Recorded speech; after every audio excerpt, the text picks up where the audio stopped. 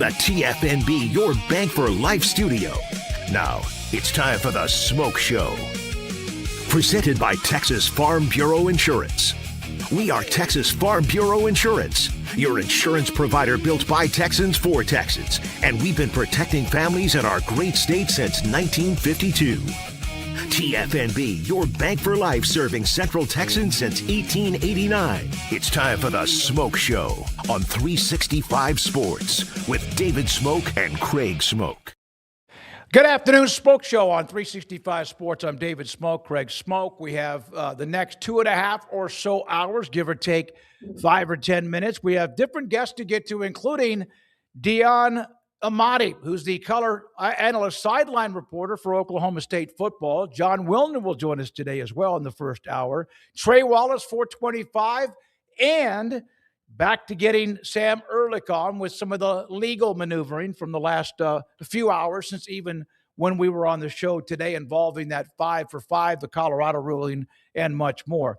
Craig Smoak, should there be any boxes checked for someone to be a college football fan? Are there rules of who's allowed to be a fan of any specific team? Well, first of all, hello, everybody. And I think we got a pretty busy show, so appreciate you joining us today. Who's the one dictating the rules? Who has crowned themselves? No one's really dictating the rules. Put it up, if you wouldn't mind, Rez, a tweet that was this way. You can be a fan of college football team under basically what? So in other words, what's your honest opinion on people who say that you can't be a fan unless you're an alum of the university? Well, I disagree with that immediately. I'm a fan of Stephen F. Austin, but they're not a Power 4 school. I love them. But at the same time, everyone knows, for example, I'm a Nebraska fan. I was born in Omaha, have been since I was old enough to understand. Craig, you are an Oklahoma fan because you basically grew up in a family. Just everybody was Oklahoma, including an uncle who went to school at Oklahoma. Your mother loved Oklahoma. Her parents loved Oklahoma. So this is just kind of every once in a while, just kind of get it out there and let people give up their answers. Should there be rules? No, I don't think there should be rules to fandom. I don't think that this guy or anybody else for that matter should be dictating the gatekeeping terms on who's allowed to be a fan of a college football team. I think, there's definitely a conversation about quote unquote t-shirt fans versus your alumni. And that's a tale as old as time. I think people like to pull out that card when it's advantageous to them or they want to try to dig at somebody, but it's, I don't know, kind of a lame card to pull unless you're being prodded and kind of dunked on by somebody who's trying to act as though they went there. But if they're just a fan of the program because their family went there and because they grew up watching Iowa State football, then I don't know why you'd want to be a prick and try to throw it in their face that they can't root for them because they didn't graduate from there. Because who's to say what those circumstances were? Who's to say why that's the reason that it is? Why would I sit there and bash on a dude who's grown up in a Miami family, but maybe couldn't afford to go there? So I'm going to dunk on him and be like, no, you can't root for them. According to who? Me? Like, who am I? So, yeah, I think that kind of gatekeeping nonsense is lame as hell. And I think there's probably just as many fans of college football that did not actually go to the schools as there are no question that went to the schools. So, if we want to toss out half the fans of this entire sport for the sanctity of being a snob about it, then sure, let's play by those rules. But otherwise, I think part of the charm is that so many people care, even if they didn't go to some of these institutions. I think if you went there, you have the experiences of being a student, and it's maybe a little bit deeper, and it's more unique in that way that you really live the day-to-day on that campus. So you have like that part of it, but that doesn't mean that you spent any more money towards the program or that you went to more games than somebody else who didn't enroll in classes there. So, yeah, I think the easy answer for me here is anybody that says you can't be a fan of a team because you didn't go there is just being a D. For what reason? I guess it would depend on the exact circumstances in person. I'm going to get to the chat room and your answers on it. Here are some that came with the question, and it went on and on and on. You can be a fan, or no, you can't be a fan unless – here are some criteria. It's your alma mater. You matriculated but didn't graduate. Sibling or parent went there or graduated from there. Grad school counts. You can't graduate from Rice and be a diehard Texas fan. You can pull for Texas. Again, I'm just well, I'm laughing because, like, if we were to do this, half of Texas's fans would disappear. Oh no, because, I mean, like, Texas has as a many. quarter of them go to UTSA, so Yeah. like, or Texas State. So I mean, yeah, we could do that, but then watch about 1 million people, if not more than that, and it really would be about 1 million people, if not more than that, from that specific fan base would disappear right away because a bunch of them go to school in San Marcos. A bunch of them go to school. Absolutely. I know people that go to schools in the Big 12 that are Texas fans before they're fans of the school they go to. Now, I think it's a convenience of, well, Texas is ranked higher, so I'm claiming Texas right now, but I'll claim Tech when Tech is ranked higher. Or when Baylor was pretty good, they probably like, hey, I love Baylor. And then all of a sudden Texas turned the corner and now they're back to being Texas like they were when they were 12 years old. Someone put in, it is the blank talking by T-shirt fans of any program that are the problem. The rule is this. You can be a fan if you didn't go there, no problem. You cannot talk to another team's fan base if you didn't go to your school. Save that for the NFL and fan bases. You mentioned gatekeeping. I don't disagree with that part of it actually all that much. I do find that some of the most toxic fans are people that did not go to that school. So I think it's one thing to like defend your honor and to be vocal. And I think you should be able to talk some trash. Again, I'm not trying to gatekeep anything here, but I do understand that particular point where sometimes, yeah, it's the UTSA guy who's sitting there at Bevo 13. And I'm not trying to single out Texas, but when you said that part about the specifics that you said, that's immediately who I thought of was if you had to go there, then yeah, there's like 1 million fans that disappear in the blink of an eye. So if you're a Tulsa person who's an Oklahoma fan or whatever, yeah, I mean, cool, be an Oklahoma fan. But if you're out there and you're out front, and you're like leading the charge of like, well, this is why we're the best, and this is why I'm the best because I'm a fan of the best. Like, if you're obnoxious about it, then yeah, that's what I think is a problem. If you're an obnoxious trash talker that's like trying not even to troll, but just to be a D about it, again, going back to that word, then yeah, that's where I have a bit of a problem with it as well. I don't think you should be barred from being able to talk any trash whatsoever, but I don't think you should act as though you were like leading the charge for the funding of the football program. I agree. Yeah. They need to get over themselves. Gatekeeping fandom is for weirdos. Yes. Can they feel more attached to the university? Sure. They probably got a different experience of things on campus that people who didn't go to that school never did.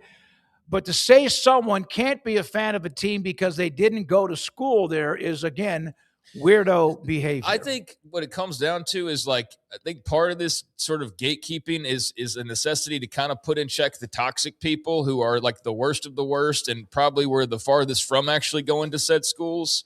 But yeah, I think in general, telling people what they can and cannot root for is right there near that as far as the top of weirdo behavior. So yeah, I think if you're like third generation, but you couldn't afford it, and I've seen people like go down this rabbit hole. Well, then go get scholar. It's like, are we really having this argument about what I should have done to go affirm my fandom for you, random stranger? Like, give me a break. I think what it boils down to is people who get into this conversation already are either pissed off about somebody who annoyed them because they very clearly didn't go to that school and are just trash talking, or you're just kind of an ass. I think you're just trying to be kind of an ass and you're trying to just poke at somebody else and try to demean them and make them feel less than. So I don't know. I just don't vibe with those types of people. I come across them all the time on social media. And just typically that's why I'm not on social media, because I can't stand that kind of attitude. And I'm not going to tell somebody they can't root for Oklahoma State. They grew up watching their games with their grandpa, but life took them in a different direction. I'm not going to, no, you can't root for Oklahoma State. No, I mean, no, that's ridiculous. All right, here's some more. And then I'm going to get straight again. I got a lot of you that are responding in the chat. Just a little bit of a different way to start the show today. It's foolish. Anyone could be a fan of any team. Now, if you jump from ship to ship, which you see that a lot in pro sports, is like jerseys, if players change, based on who is winning or losing, then you lose all credibility to me. In the South, this in the South, anyone could be a fan of any team. The passion's unbelievable. Now, if you see someone wearing a Georgia Tech shirt, that person or immediate family went to Georgia Tech. Yeah. If you see someone wearing a Georgia shirt, that person went to Walmart. I mean, yeah, that's kind of how it's viewed. I think every state's got their version of that for sure. And yeah, I think with Georgia Tech, there's probably not a lot of bandwagoners, but for Georgia, there absolutely is probably 7 figures of bandwagoners. I think you would be safe to say. And hey, whatever, root for the Dogs, root for the Jackets. But yeah, I think that's probably true. And there's various versions over most of the states where, yeah, there's no bandwagon Rice fans in the state of Texas, but there's a hell of a lot of bandwagon insert the school, Texas A&M, Texas Tech fans out there for sure. Yeah. All right. Here's my favorite one, though, although that was pretty good. Attending a school. I want to go back to what you said, though. I grew up with a guy who, this is before everybody just started rooting for the players. Right. Where like we really saw this with LeBron, where all of a sudden you had this whole grouping of fans who I didn't ever notice this before. I guess with Michael Jordan, had he bounced around like LeBron did constantly, then maybe there would have been Heat / 76ers / Cavaliers ×2 / Lakers / whatever fans. They're like, oh no, we're just Jordan fans. But I don't remember a bunch of people becoming Wizards fans even when he came back. Now, part of it was he wasn't as good. So you didn't have like LeBron, these career years in multiple different places during your prime. But I knew a guy who just was the biggest flip-flopper when it came to like NBA teams or really any pro sports team. I think that's a sport that probably has more because they root for the players. Yes, that's what they don't care about the team. They care about the players. So Luka took a bunch of Mavericks fans with him to LA and they became Lakers fans because they were never Mavericks fans. They were just Luka fans. I think basketball has that more than any other sport. And you noticed it tremendously, and you still do with LeBron James. Now there's a bunch of new Sixers fans. Why? Because LeBron plays there now. And there's less Lakers fans. Why? Because LeBron no longer plays there now. But yeah, I knew a guy who would just who's winning? Oh, that's who he's suddenly a fan of. And it changed like every couple of years. All of a sudden he's a Patriots fan. It's like, dude, you were like a freaking Steelers fan like 3 weeks ago, but the Patriots just won the Super Bowl. So yeah, those types of folks exist in all walks of life, and they're not to be taken seriously. You don't ever experience real joy because your joy is just manufactured. It's been created to just automatically win all the time. So it's not authentic. And I think that's, I don't know, a weird way to go through life to where you're always on top, but it's artificial and it's not real because you just bandwagon winners. So yeah, I can't relate to, what would I be? Oh, and now I'm a Knicks fan. Yeah. Oh no, I always love them. It's like I've never heard you say the word Knicks until this year, but all of a sudden, I'll say this about Jordan. I freaking loved watching Michael Jordan play. If he played, I watched Michael Jordan. If the Bulls won because of him, that's fine. They won 6 times. I wasn't a Bulls fan. I was a Jordan fan. My favorite team forever has always been the San Antonio Spurs, but I've done that, just like in some cases individually with golf. It's an individual sport with Tiger, Greg Norman before that. Last one. Attending a school but rooting for a random Power 4 school because they're better is like having a perfectly good girlfriend and spending every Saturday driving 3 hours to stand outside another woman's house who doesn't know you exist. Brother, she doesn't want you. Go home, put on your school's hoodie, buy a ticket, support your alma mater. So there's another sarcastic response to that question. Yeah, I think that if you're at Texas Tech and you're rooting for TCU or something, or Texas, then yeah, that's weird. But I don't know. I bet there's probably some cases where that person couldn't get into Texas, maybe, or there's an example like that. But yeah, in general, I sort of agree with that. That kind of got a little bit long-winded in taking the shots there. But I understand the basic point, and I do agree with that. I mean, if you're at Georgia, I mean, first of all, if you're at Georgia, you're not rooting for anybody else. So that's probably not a great example. But if you're at like Oklahoma State, but you're rooting for Texas or OU, then yeah, that's a bit strange. All right, here's some from the chat. Let's see here. I hope my team. No, this is about jerseys and whatever. this is about Adidas and who's doing this. I'm trying to get to some to actually trying to say something about the topic. The topic is dumb, but I like to use it against KU fans. That's from Clarence Banks. I tend to think that the topic can be used maybe once a year or once every 3 years to bring it up. The Office fan, unless you play for the Cowboys, you cannot root for the Dallas Cowboys. Yeah, the pro game is a completely different animal.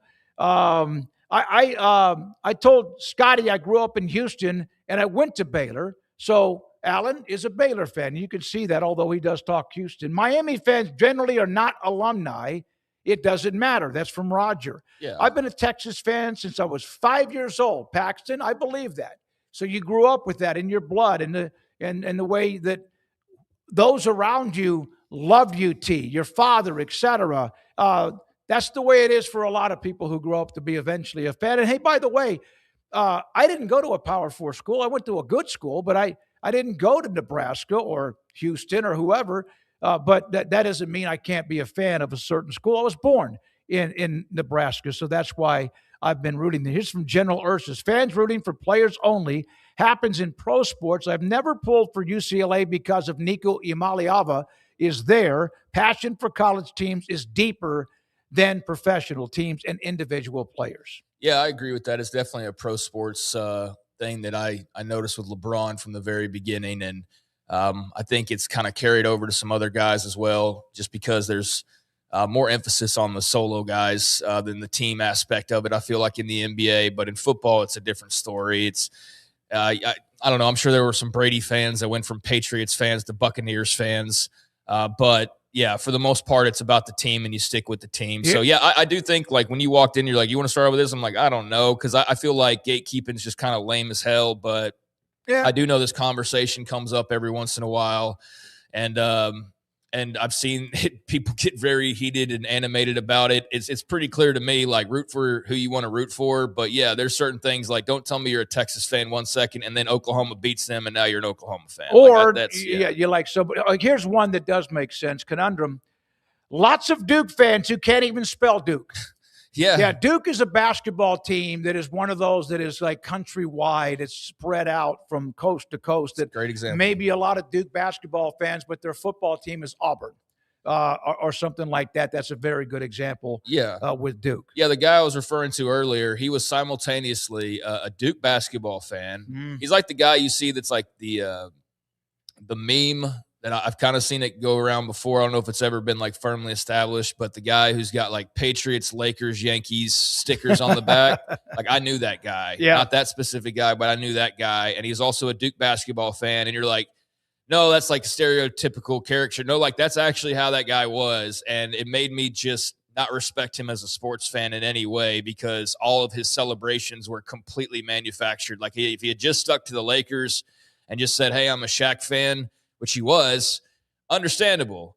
But I don't think he was rooting for Shaq on the Cavaliers. I don't think he was rooting for Shaq, like, no, in some of his later spots. I think he was conveniently prime Lakers Shaq fan. And then when he wasn't Celtics Shaq fan. Nope. He was just Lakers Shaq fan. But yeah, he was actually a Lakers, Yankees, Duke basketball. I'm trying to remember who his football team was.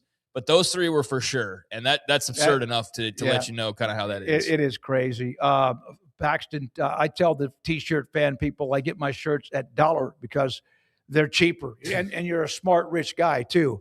All right, a couple of notes, and then we get Dion Amati, who's the sideline analyst for Oklahoma State. The meeting, the virtual meeting on Monday about the college football playoff, again, this will last forever. Nothing was decided.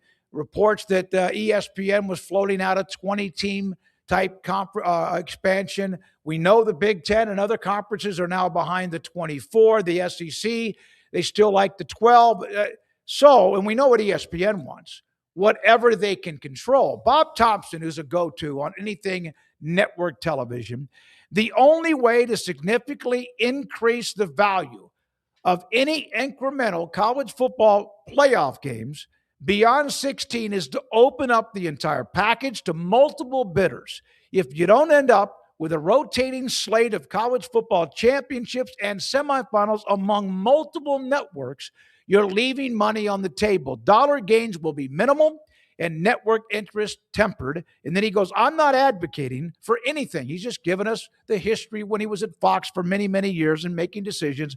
I'm just telling you, that's how the rights game works.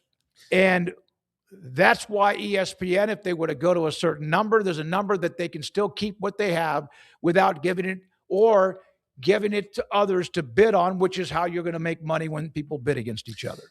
Yeah, I mean, sometimes the TV talk can get so into the weeds that it's like kind of above my head. But this is pretty easy to understand. And I don't know, the college football playoff format I'm interested in because it's obviously of importance to crowning a champion and kind of how we're going to talk about the game. So it does matter if it's 12 or it's 16 or it's 24 or it's them trying to get 24 through a 16-team format by having the play-in games, which we talked about a little bit yesterday, but I didn't really think about it until I saw another comment randomly scrolling that said, oh, well, this is just a workaround to have the same number, but you just qualify these play-in games differently. So it's not, oh, no, this isn't a 24-team playoff. This is a 16-team playoff, but there's these other games. And so I was like, oh, damn, like that's exactly what's happening here is it's not a whole new different idea. It's trying to squeeze in a similar or the exact same idea you already wanted, but reformat it to look different, but getting your way in the end anyway. So yeah, circling back to that, I do think that's kind of what some of that was. But as far as the TV slots go, I mean, I don't care that much about whether it's on Fox or on ESPN or whatever. I'm not somebody who watches these games and I'm like, oh, these announcers, today's going to suck. Like, it makes no difference to me. Now, a bad broadcast anywhere, but for the most part, I'm just there to watch football. I'm not super in tune with the announcers. I couldn't pick them out of a lineup other than maybe a couple who are just egregiously bad or exceptionally good that stand out. But it is what it is. Like, most games are just kind of the same. And yes, some of them have a bigger feel. I do think, though, having said that, I don't feel like the TV, for me as a fan, matters all that much. It does matter that ESPN has a stranglehold on it and that they have a control on it. It should be divvied up. It shouldn't be exclusive to one network. And clearly they can't handle the full load, which is why they're putting it off to TNT and Turner, and they're open to having conversations. And obviously, yeah, if you're a Fox or somebody else trying to get in the mix, yeah, you want to be able to grab some real estate as well. So I don't know. I just think there's going to be a point where it's forced to where multiple people are going to have to be involved. And I think that's the way that it should be. There's multiple leagues with multiple different networks backing them, multiple different interests, and it shouldn't be multiple this, multiple that, and then one network controls all of the machinations of the entire playoff. Yeah, we don't need ESPN having all of the strings in their control. And you wonder, and Dion Amati's about to join us, you wonder if that would also end at least part of that. Well, it's ESPN, SEC, whatever, by allowing other networks to be a part of it. The Dion Amati played the game, sideline analyst now for Oklahoma State, Eric Morris. Lots of excitement up in Stillwater, and Dion joins us on 365 Sports. Dion, what is your take on how many teams, just you as a football fan and former player, what is your take on how many teams should be in the playoff? Man, honestly, I think I'm in the minority where I think the number that we have it right now is kind of perfect. And the reason I say that is because so many people don't think about, although these players are getting paid and, they're still not professionals. They're still kids. These are still guys like 1, 2, 3 years removed from high school. So the amount of games that you're asking them to play at this level is kind of getting to an egregious point if you're asking them to put 24 teams, 20 teams in the playoffs, and then you play 4 or 5 playoff games. I mean, it's getting to be in a situation where it gets dangerous because you got to think about the health of these individuals and these athletes, as well as, the money that you're making on the back end. I don't think enough people are talking about that. The amount of games these individuals, these athletes are going to have to play when you lengthen the playoffs. Yeah, I think that was like maybe brought up every once in a while initially, and that just seems like it's completely gone to the wayside. The whole like, oh, 20 games, like no problem. We'll just keep pushing it and pushing and pushing it. I guess because players are getting paid, they just feel like it's not a problem any longer. But I do think, Dion, at this point, based on everybody we talked to, I feel like if you were to do a national poll of people that follow college football, like 87% would be in favor of just keeping it as is. It feels like everybody's kind of like, this 12 team's pretty cool, actually. We don't really need to tinker with it too much.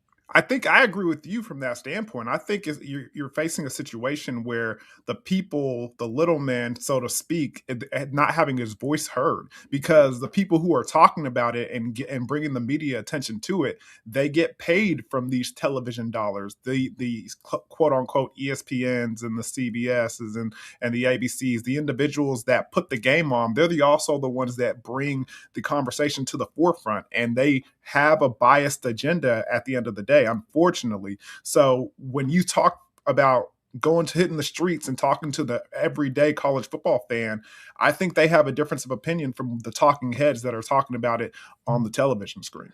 Go ahead, Craig. I'm sorry, you had a follow up. Go ahead. The expectations of what you have now in Stillwater and with Eric Morris, are there? I understand them. Is there still a tap the brakes mentality of some who are still a little bit like, wait, just a minute, this might take time, or does that matter anymore?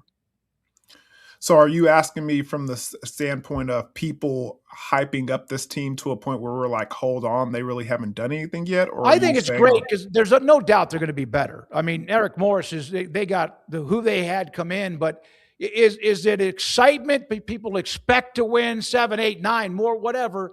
Or is there still a little bit of this may not happen right away? Where are you on that? I think from quote unquote from the program standpoint, I think everybody's excited about the season. And for me personally, I mean, in this day and age of college football, you have to market yourself. You have to talk yourself up. You have to hype yourself up so that the eyes that, make the selections at the end of the week and the power ranking, the coaches poll, all these things, so you can be brought up. You have to talk yourself up. You have to market yourself. I mean, it's like a boxing match nowadays, like, Floyd Mayweather and Mike Tyson and Muhammad Ali. You have to talk up a big game so you can put yourself in a situation to make those big dollars and also play in those big games. But as a standpoint, as a player within the locker room and within the program, I think you have to be humble. You have to continue to put in the work, and you can't let the, what's going on outside the program and on television and on social media distract you from your goals. Dion, let me kind of piggyback on that question. How much excitement is there right now in Stillwater, Oklahoma for this changeover and the Eric Morris era? Oh, man, there's a lot of excitement around Oklahoma, the state, the campus. We haven't had anything brand new and a big change in a long time. And so I think everybody's kind of catching wind of this, and you can see the way Eric Morris has kind of got into the community and put himself out there and introduced himself to the whole Cowboy football fan base. And it's well appreciated. I mean, he's done the most to kind of put himself within the culture, introduce himself, and show that he's here to make Oklahoma State football better than what it was. And so everybody's appreciative of it, and everybody's excited because of it. He seems to have he understands this because he's been through the levels, of course, with Incarnate Word, and then, of course, part of Washington State and played at Tech and all that. And then what he did at North Texas, he seems to have a formula, does he not? And his eye for talent to find the nuggets, not just at the quarterback position. Yeah, the formula is find the best players and put them on the football field. And if he plays quarterback, even better. I mean, but yeah, you're right about that. I mean, you can see he's won everywhere he's been. And I think it's, I always say this: winners win and losers lose. Eventually, at the end of the day, you want a guy who's has a recipe, has that past experience for success, and that's something that we have here. Eric Morris has done a good job in his previous stops, and I think he's going to do a good job here. I think he knows his culture. He knows what he brings to the table. He knows what kind of offense he wants to run and what kind of defense he wants to run behind it. He just needs to find the dudes to get it done. And I think they got a couple.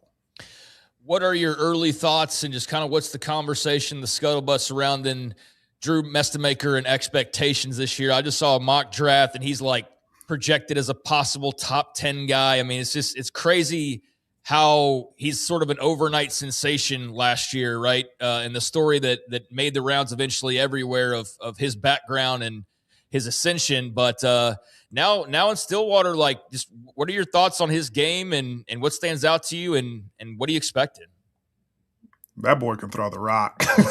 I'm not even going to lie to you guys. I'm not even going to sugarcoat it. That boy can throw the rock. So I'm really excited about what he can bring to the table. I know there's a lot of hype behind him. I mean, but when you come in as the nation's leading passer, I mean, why would there not be hype behind you? I mean, everything in college football, me being a defensive back, I get a little salty about this, but a lot of it, a lot of the, preseason hype goes with having a returning quarterback.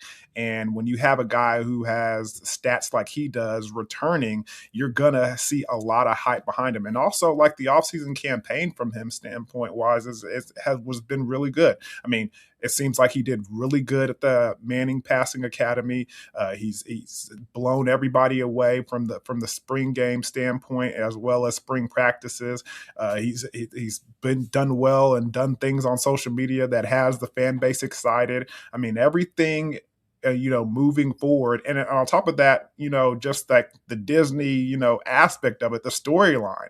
I mean, not starting in high school, coming in as a walk-on, and then, wowing the coaches, getting, put on the radar from your passing coach, and then playing all those positions, safety, your wide receiver, and then you come to college and you're one of the best quarterbacks in the nation. I mean, who wouldn't fall in love with that story? That's something that you can sell to the audience. And you know what? He's done a good job of selling himself, and now he just has to put up some numbers in the orange and black. With the Mestemaker story, you mentioned he can throw it. He can throw darts, BBs, whatever you want to say.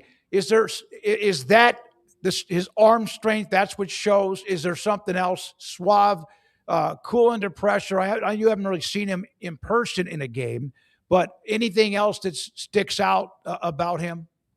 Yeah, man, I would want to say, he's got the swag and he's confident, cool under pressure, but I haven't seen him under the heat. I haven't seen him, and when the bullets are flying. So I can't say that yet, but one thing I can say is he's accurate with that football. And that's something that I always look at as a former, defensive back. I would watch film and see where I could, maybe get lucky and if a quarterback is going to throw me one. And most of that time is if your wide receiver is, going on an out route and he puts it on his back shoulder when it should be on that upfield shoulder. If he's inaccurate with that football, I know maybe I could have an opportunity to get one if I'm just that much closer to the wide receiver. Then I'm finding little steps where the wide receiver is where I can cut him off and be here or there to maybe get me one. In this situation, facing a quarterback like that, I would be like, you know what? Well, let's just make tackles and get off the field on third down because he's pretty accurate with that football.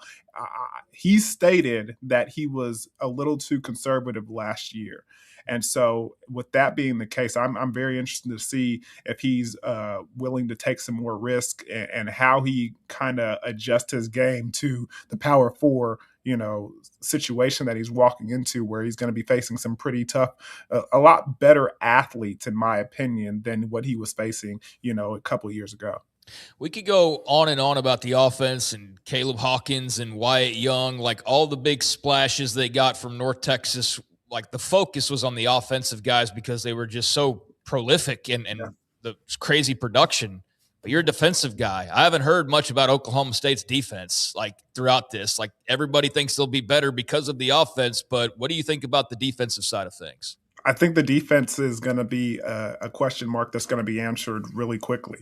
I think they've got a number of talented individuals, some that came from North Texas and some that, stayed here, like Jaleel Johnson. You saw him at Big 12 Media Day. He's a defensive end that is very phenomenal, big guy, athlete, great off the edge. Malik Charles stayed by, and stayed with this team. And he's a big athlete that we're excited to see what he can do. As long as he stays healthy, he should look good. And then they have some, big time transfers that came in. Mo Horn, he's a guy from up the street over here at Broken Arrow who went to Texas Tech and had some successes there, had a little bit of some injuries, and now he's come to Oklahoma State, and we're excited to see what he can do. LaDainian Fields is another cornerback who had some success last year. He's back. And then, a number of individuals like linebackers like Weslowski, who came from North Texas, and then Tate, who's a linebacker who's supposed to be,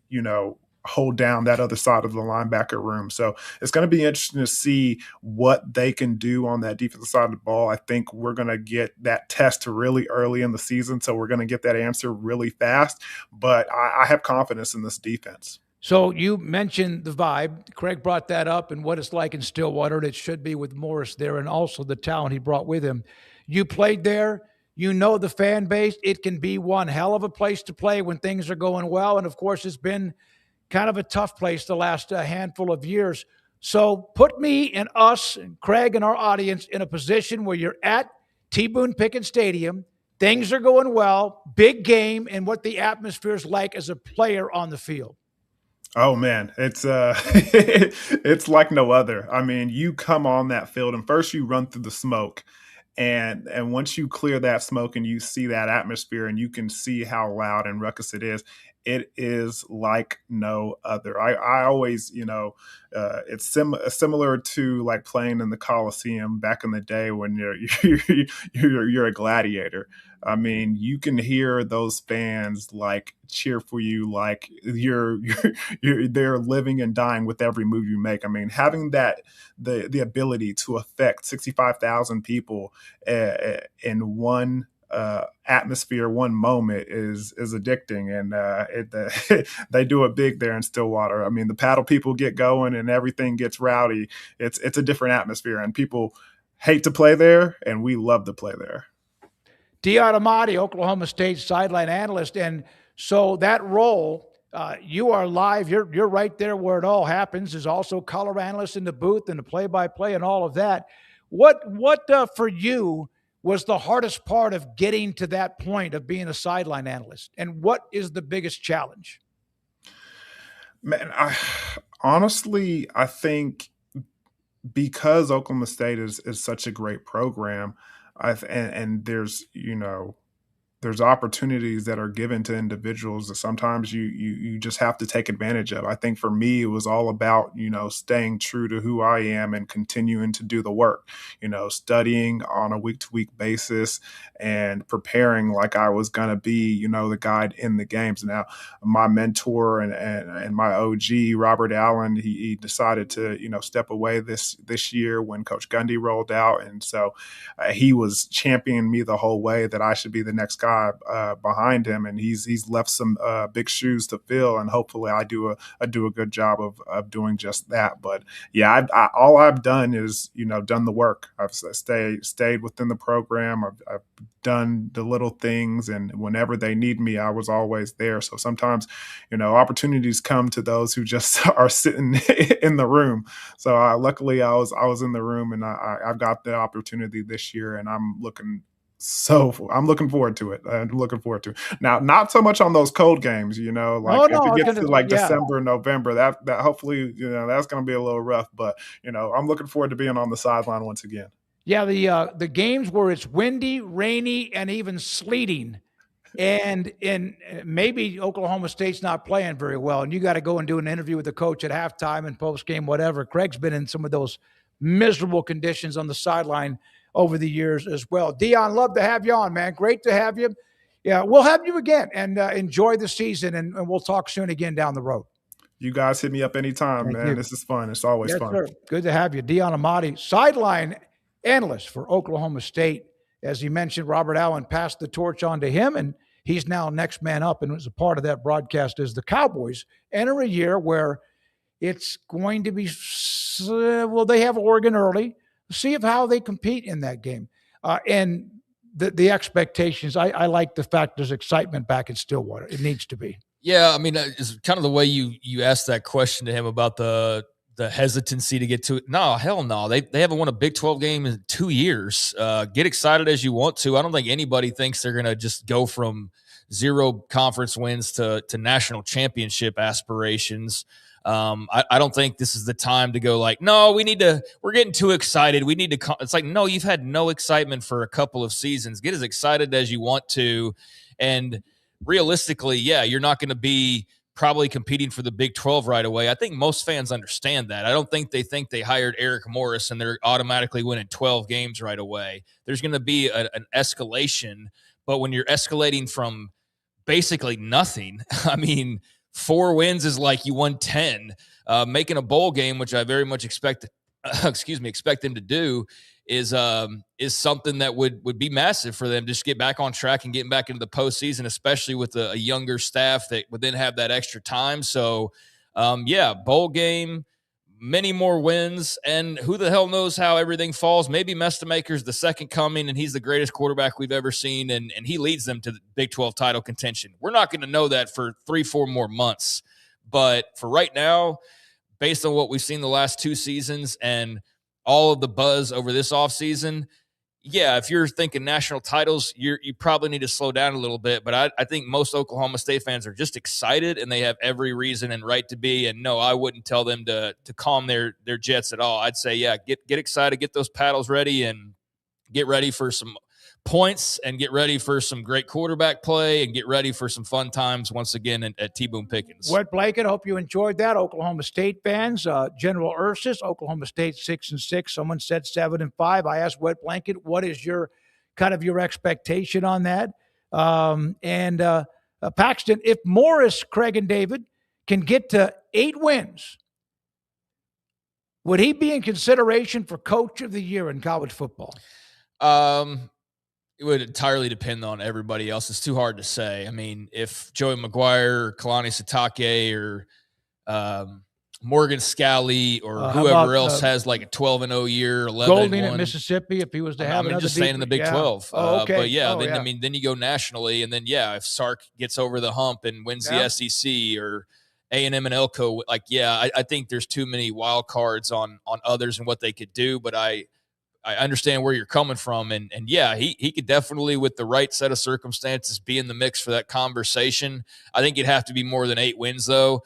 But 8 wins would be a dramatic jump from what they've done the last 2 seasons. As I was saying, I mean, it's been bad. It's been really bad. Have not won a Big 12 game in 2 years. So if you jump to 8, then I think you feel like you absolutely struck a gold mine with your new head coach, and the party's just getting started.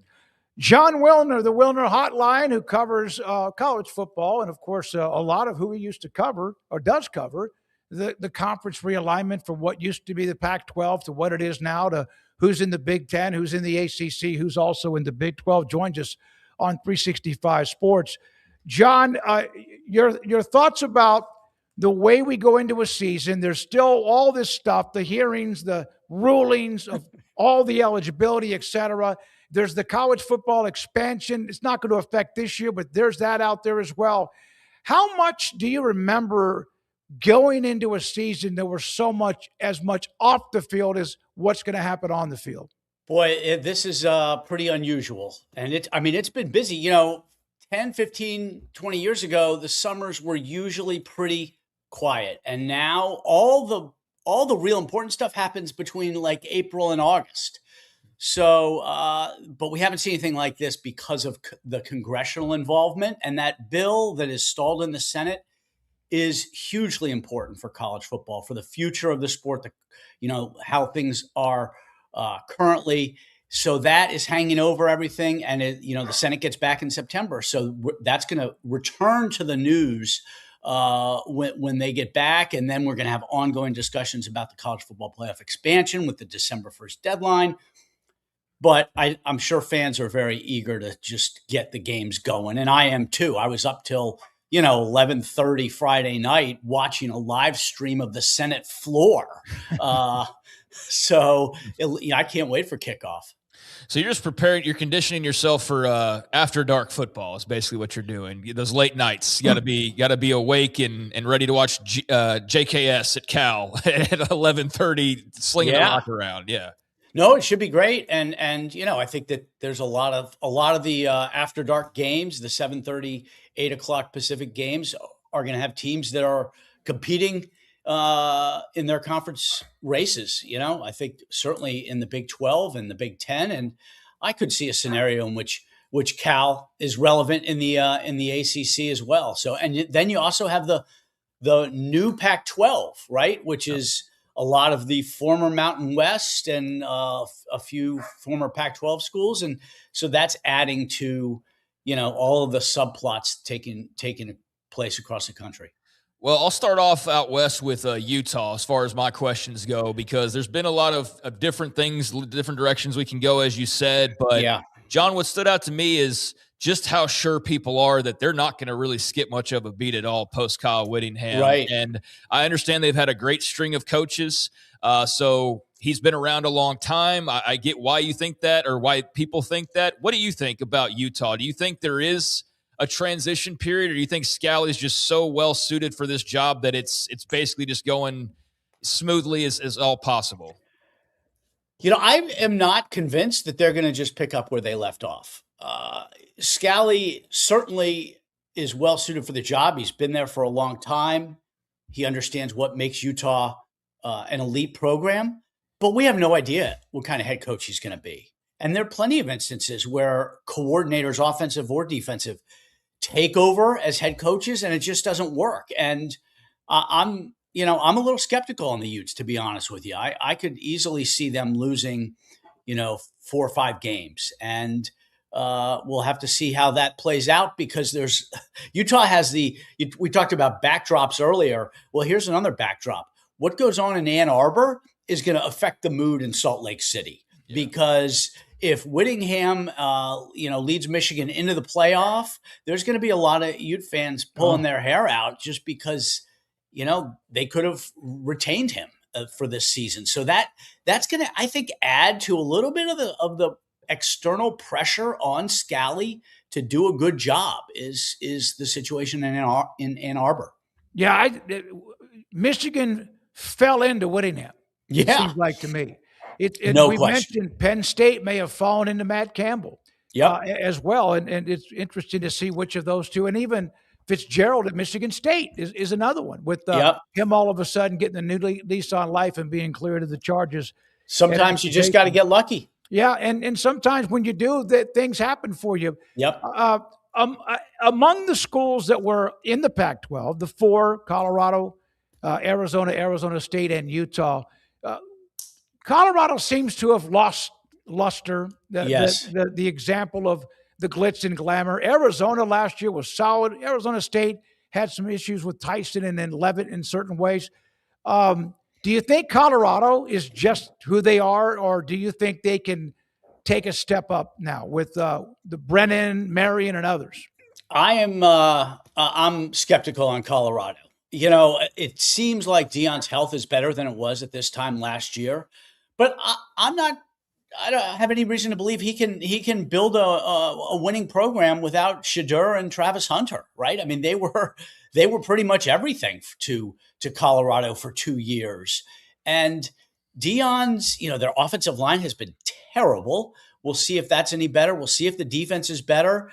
His process for roster building with all the reliance on transfers, I'm not sure that was that's the way to go necessarily on a year. It's one thing to do it once or twice, but every year, I don't know. I think that there's a reason to be very skeptical about Colorado. John, if you had to take your pick, who goes the farthest, who has the most successful season, which Arizona school are you taking? Are you taking ASU and just the belief in Kenny Dillingham despite the talent loss, or are you taking Arizona and a team that feels like they're kind of flying right under the radar? People are acknowledging them and saying like they could maybe be pretty good, but not ready to go like, oh, well, they will be good this season. Which is good for Arizona. Keep a little bit that pressure off. It's interesting. Those two schools, they have not both been very good, really good at the same time in over a decade. It just kind of ebbs and flows. I think it was 2014 when they both won 10 games, the last time they both won 10 games. And we saw Arizona was really good under Jed Fish in 22, I think it was, or 23, and then they struggled in 24 and they rose back up. It's been a roller coaster for them. ASU, kind of the same thing. I don't know that we could reasonably expect both of them to contend for the Big 12, but I think one of them will. And if I were going to bet, oh man, I'd probably take Arizona just because Noah Fafita is really good, and we're not sure about the ASU's quarterback situation. It could be Mikey Keene. It could be Cutter Bully. We don't know. Dillingham's a terrific coach, and he's a perfect coach for ASU. But if I were picking one of those two to contend, it would probably be Arizona. And that would be Arizona's the first time they've had good back-to-back seasons in a long, long time.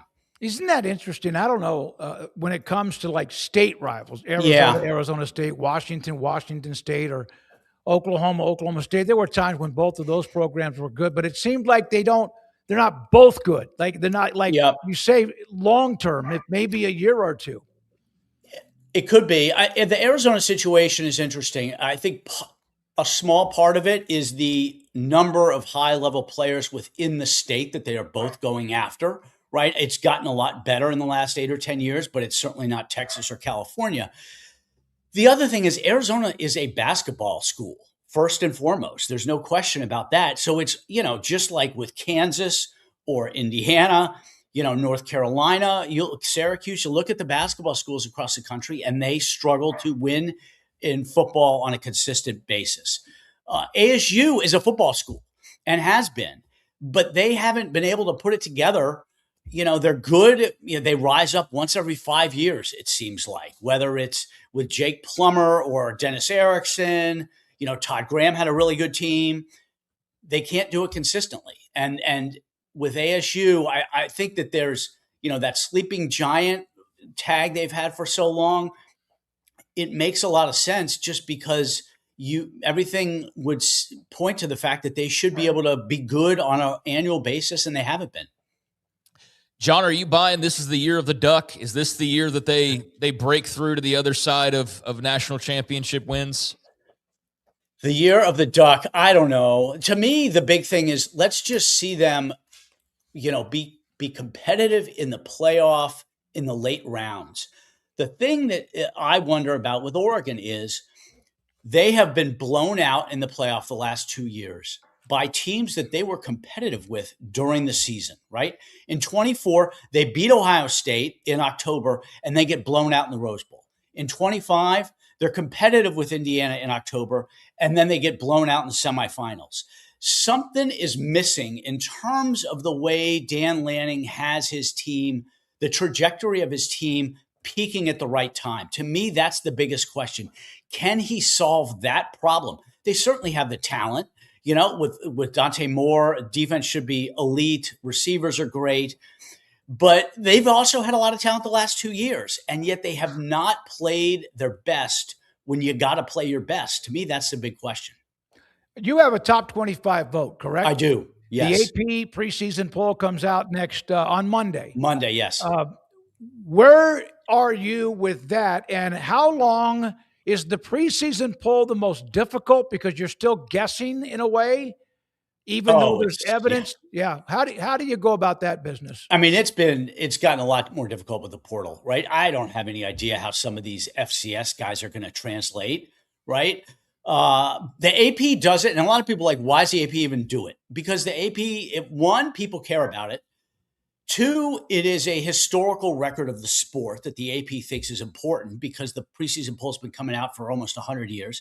And also, it actually does matter because a lot of the network TV broadcast decisions are based on where teams are ranked. Because if you got that single digit next to your name, you're going to generate more eyeballs than if you're unranked. And so, Fox and ESPN actually use that. So I think there's a lot of value in the AP poll, even still, but it is a lot harder. And, I'll admit there's much more guesswork than there used to be. So the key to that is you got to suspend preconceived notions once they start playing. And you have to be willing to move teams up and down 10 or 15 spots based on the results and not kind of adhere to what you thought in August. You got to react to the results. And you can try to do that as best you can. But when the non-conference schedules are so imbalanced, that's also hard. Some teams play 2 tough games early. Some teams don't play a tough game till October. That makes it even more difficult. Where do you have USC in mind for the top 25? I was worried you guys were going to ask me this. I don't have it. I turned it in almost 2 weeks ago. Okay. I don't have it in front of me. I got USC in the, I want to say 10 to 14 range. I've got 5 Big 12 teams. BYU, Texas Tech, Houston, Arizona, and Oklahoma State I have in my poll. I think Oklahoma State is the sleeper team. I know you guys were talking about that in the previous segment. Right. The Big 12 is open to a lot of movement up and down. We've seen that for 2 years now. I don't know that Oklahoma State is going to be this year's version of ASU from 2024, but I think they could be pretty darn good. And Mestamaker, to me, he's a future pro. So I've got Oklahoma State in there, and I didn't put Utah in because, again, I'm not sold on this transition. John, I got to ask you then this. Let's say week 4, 5, or 6, and somebody has beaten somebody 2, 3, 4 weeks ago, and then they blow a tire against a mid-level team. I'm just like, I love the way, because a lot of people say, they don't even know what they're doing. And we wonder sometimes about the coaches poll. How do you judge a win that was a big one and still a big one 2, 3, 4 weeks ago, 5 or 6 weeks later, if somebody does screw up? Yes. I mean, that is one of the difficult aspects of voting, is how beholden are you in your ballot to something that is weeks old? And I try to account for that. I try to kind of evaluate everybody based on the results to date.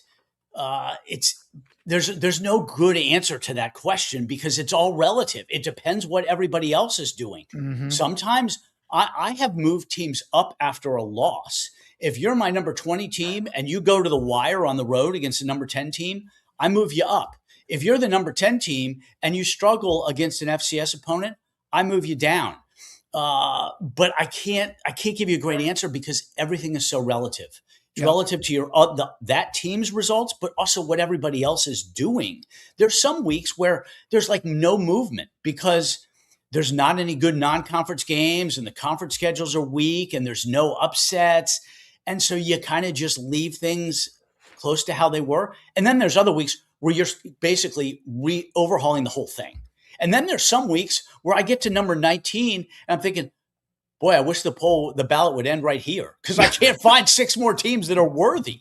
Yeah. So it all just depends on the week, and you have to just be very flexible with how you assess the teams. John, we've been able to largely stick to the on the field and the polls as well, but I do have to ask you one off the field question because we were talking about Bob Thompson's quote from earlier on Twitter, and you talked to Bob Thompson, and as far as like this 24 team, or no, it's the 20 team, or it's the 4 play-in games. This is the same thing, right? It's just named differently, and it's like described. It's a 24 team playoff, but you're just saying, oh no, it's a 16, but it's a 20, but because those 4 that lose, those don't count. But it's still 24 teams. Am I crazy here, or are they calling it something different? Like where are you on that? Well, the version that was floated by ESPN, and I don't know that ESPN was the originator of the idea, but they certainly floated it among executives, was actually a 20 team. So the last 8 teams, so seeds 13 through 20, would play each other in an opening round. The 4 winners would advance and join the 12 that didn't play for a 16-team tournament. Okay. So that's how that would work. But look, it's not going to go anywhere. But here's what I think people are missing about the 12-team float is what it says about the loggerheads that currently exists in the negotiations, not just the SEC and the Big Ten, but ESPN and Fox. And that's what needs to be concerning to college football fans, is that the 2 ATM machines for the sport are competitors, and they have very different views of what the postseason should be like. Fox wants 24. ESPN wants 16 or 12. So the SEC siding with ESPN, the Big Ten siding with Fox. It is terrible for the health of the sport to have a dynamic like that. And the 20-team thing floated by ESPN was essentially a way to prevent Fox from getting a piece of the pie, which is ESPN's goal. And again, that's the bigger picture here, and is very alarming for the sport. And that's why we're heading down this road to 24. I mean, to be honest with you, it's not just about the playoff. It's about the impact of the regular season on Fox's broadcast package. It's about the impact of the regular season on ESPN's broadcast package. And it's a terrible way for a business to operate when your two ATMs are competing against each other. Yeah, and if they compete against each other for extra games, it means more money for those conferences who are always wanting more money. So when you open it up, Fox starts to bid a little bit, or whoever else, right? Well, yes, but what's the impact on the regular season of a 2014 I agree. playoff? Yeah, that's the thing. I'm not, to be clear, I am not necessarily opposed to 24, but I'm opposed to going to 24 now after only 2 years of 12. I think it's too small of a sample size.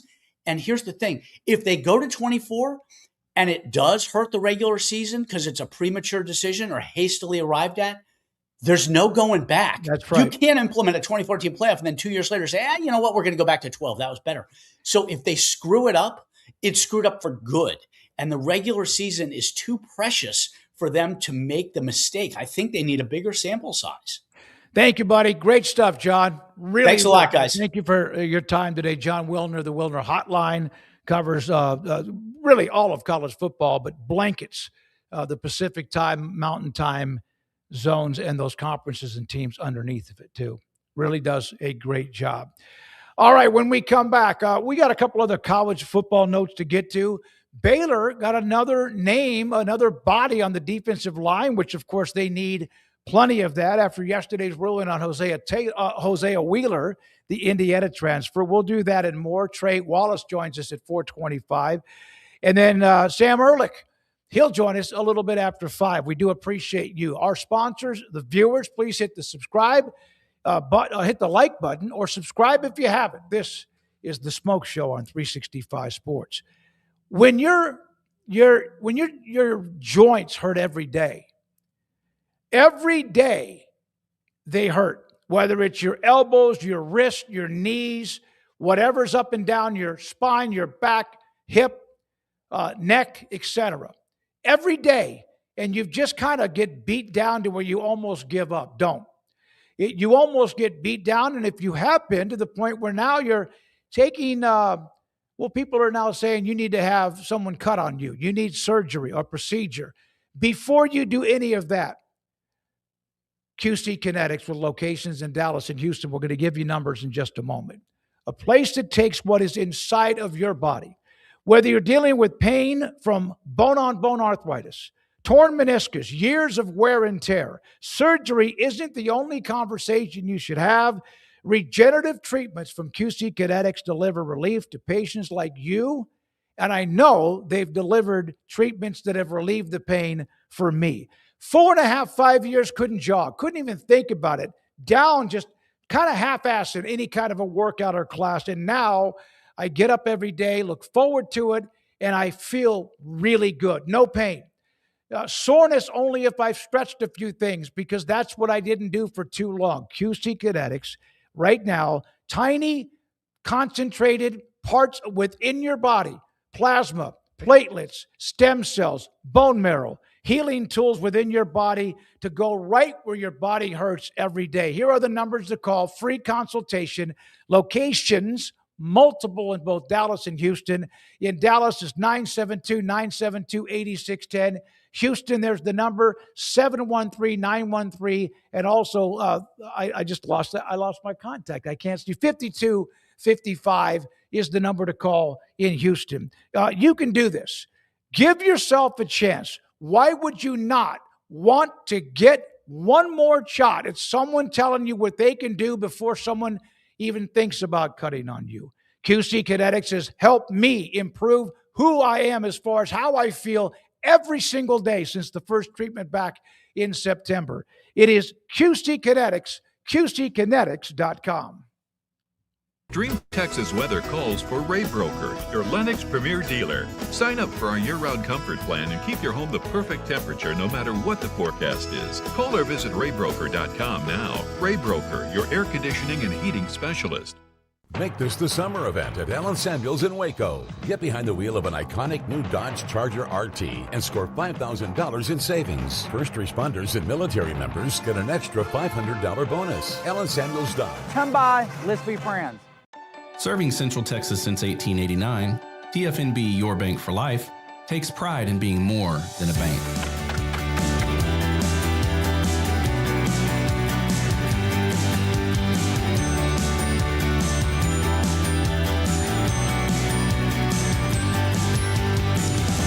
At TFNB, we remain committed to these principles.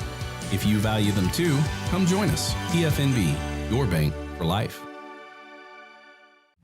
Automatic Chef is your local vending, office coffee, and micro market provider, delivering outstanding service to break rooms all over Central Texas for over 50 years. Automatic Chef brings the best products to your location at the best prices. With hundreds of choices in fresh food, coffee, snacks, and drinks, make break time great again with Automatic Chef. Automatic Chef Canteen, 6900 Imperial Drive in Waco, or online at automaticchef.com. If you need legal advice on medical malpractice or personal injury, 18-wheeler accidents, or criminal, probate, and estate planning and transactional work, including private equity acquisitions, buying and selling businesses, and employment agreements, please contact David Dumas at the David Dumas Law Firm at daviddumaslawfirm.com. This 3 o'clock hour is brought to you by QC Kinetics. Feel better, move better, live better with regenerative medicine using your body's own healing abilities for natural pain relief. No surgery, no drugs, no downtime. With locations in Dallas and Houston at QCkinetics.com. It's time for the Smoak Show on 365 Sports with Craig Smoak and David Smoak. Baylor yesterday got the injunction where Hosea Wheeler from Indiana, the transfer, is allowed to play this year. They also now have added former USF defensive lineman Trayvon Mitchell, who's productive, not the size of Wheeler, 6 foot, 282, 29 tackles, 6 tackles for losses and a couple of sacks. So they have in a position that was not, and they were not very good at all on defense, and especially on the defensive line. They've added a couple of bodies. That's a body, and along with Wheeler, they are trying to improve that part of Joe Klanderman's defense. Yeah, I mean, good for them adding some depth to the front, and I think they feel like in light of the Wheeler news that the front should actually be pretty solid for them in Joe Klanderman's first year in Waco. And I know Dave Aranda will have some say on the defense as well, but it's pretty much going to be Klanderman's defense. And so to have another guy that you can rely on to maybe put some pressure on the quarterback or stuff the run or whatever is great. I mean, I'm not going to get too excited about somebody you're adding on August the 12th, even if it is a result of suddenly getting random eligibility. I just, I'm not going to hope for all Big 12 potential here, but having another guy that you can lean on is certainly not a bad thing. And I'm thinking with Baylor in general, came across like a conversation the other day, and it was a random fan from like some Big Ten school, I think up in the Northeast or something. And I think it might've had to have done with the comments section on like Jose Wheeler getting his eligibility, which again, we'll see what the courts say ultimately, but it looks like he'll at least be playing until November. But somebody made the comment of just like, man, remember when Baylor was actually like sort of relevant? Is like, man, they are just so completely off the radar now. And I was sitting there and I was like, yep, they absolutely are. Like they are absolutely an afterthought. And given that at one point we were covering that program on a daily basis and how hot and heavy and everything was pre-scandal, like they were just pissing people off because they were beating people they shouldn't have. Like Texas Tech. Yep. It was just being done differently. They were thought of in a lot of ways. Who the hell are these guys and who Texas, do they think they are? Texas and Oklahoma got their panties in a bit of a bunch at times over Baylor. And I'm not talking about like off the field stuff. I'm saying like just in general, the fact that they were winning, the fact that they were disrupting, that did not sit well. And I think, that was a really fun time period that's probably never going to be replicated in that school's history. Like, they're just never going to be, go hire whoever you want this offseason. College football is different now than it was when you were doing that. So that might have just been a special time where, from Bryles' successes and RG3's Heisman to Matt Rule being pretty good for a couple years, and then Dave Aranda having the best year in school history, that all ended in 2021. And the last 4 years have been just any other college football program. They've just been, anybody has been 8-4, then 5-7, then 8. You're in the middle of just average play. So that's what it's been the last 4 years. And I don't know. I came across that comment and I was like, yeah, I do remember, because it was much different covering them back then than it is now. And you're hoping that either they don't win enough games so the coach gets fired, or they do win enough games so the coach sticks around and maybe you catch some momentum. But I'm very interested in them in this year, because clearly a coaching change is probably on the horizon. They've got the big Auburn game early. Now, I hear a lot of people throwing around Auburn like Cam Newton just graduated or something. Auburn hasn't been good for a little while now, but it's still a name brand. It's still a team out of the SEC. It's a team that's had success. I just don't want to make it out like they're playing Indiana in week number 1. But Auburn's a very solid non-con opponent and a great measuring stick, especially as they try to figure out exactly who they're going to be with their new staff. So that's a big opportunity. But, yeah, it is crazy when you stop down and think about it, of the fever that was the disruptive Baylor program there for a while. And again, I'm talking on the field, and to what it is now, where if you're doing previews of interest in the Big 12, are they like 15th out of the 16? Oh, wait, yeah, no, they're down. I mean, they're down. I was thinking about this with Oklahoma State when we had Dion on, is Dion Amati. What if they wouldn't have made the change? I don't know how toxic it would be in Stillwater, because they were just 3 or 4 years ago in a Big 12 championship game, got smoked by UT the year before that last-second bang-bang play against Baylor in 21. But they were floating into mediocrity and irrelevancy. And I think that's Doug McNamee. We've had him on before. I think that's the biggest, not fear, but that's going to be the decision maker. We are, if they're not careful, that this is Doug talk, we are on the verge of being irrelevant. And during a time in college athletics where you got to be in some way showing more than just a pulse. Auburn beat Baylor in Waco last year. If you remember, Jackson Arnold went nuts running the ball, 38-24. They were better. They weren't supposed to be better. They were better. And so I think with what's going on with Alex Golesh, I don't know how quickly he'll turn them into something more than a 5 or 6 win team, but they probably have better players across the board. Well, I would say to Doug, I think you're already there. Like that's my point, is I think you already are in irrelevancy land, and it's going to take some big spike to get you back into where people are even thinking about you anymore. Because that was kind of the gist of the original comment, was like, man, remember when we were talking about them all the time, and now like you forget they're even around if you're not paying attention. And it's a pretty big drop off. Doesn't mean you can't climb back up, but yeah, I just think Dave Aranda's got a heavy task this year. And my thing about Auburn is I've listened to a couple of previews and seen a couple videos, and they're talking about SEC schedules, and they're saying they got to play Bama and they got to play Texas and they got to play Auburn. And I'm like, I don't know that Auburn actually. There's a little bit of that.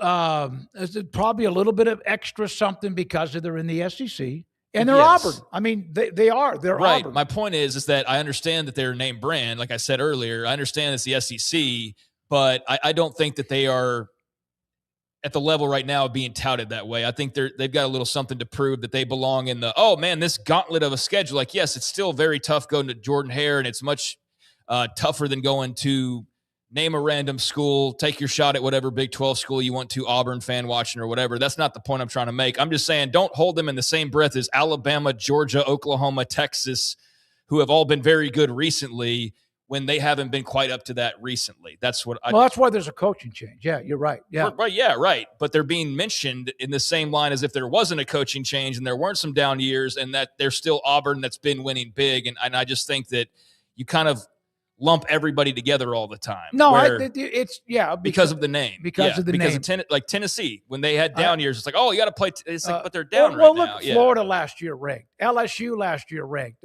Tennessee last year ranked, although they just slid at the end, but they were outside the top 25 in the end.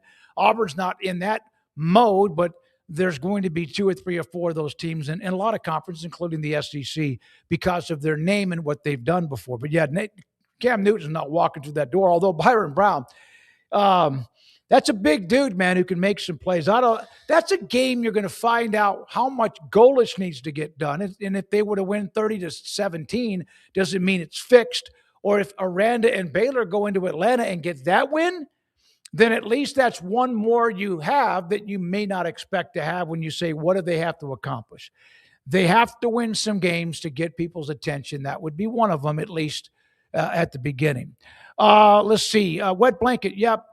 Oklahoma State was just 3 years ago, of course, in the Big 12 championship game, back-to-back years, and I mentioned that that's where they were, and beat Oklahoma and Texas A&M in a stretch right before that too. So I agree.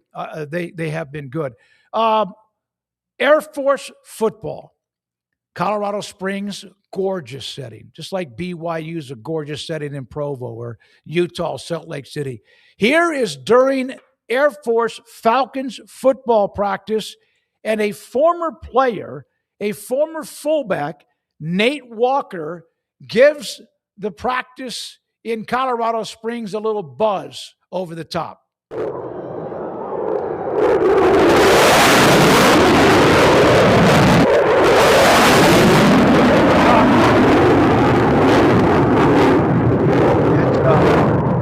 That's an F-16. Former fullback Nate Walker, now a fighter pilot, buzzed the practice, like kind of buzzing I guess you could say, an aircraft carrier. But that's a cool video. How about this?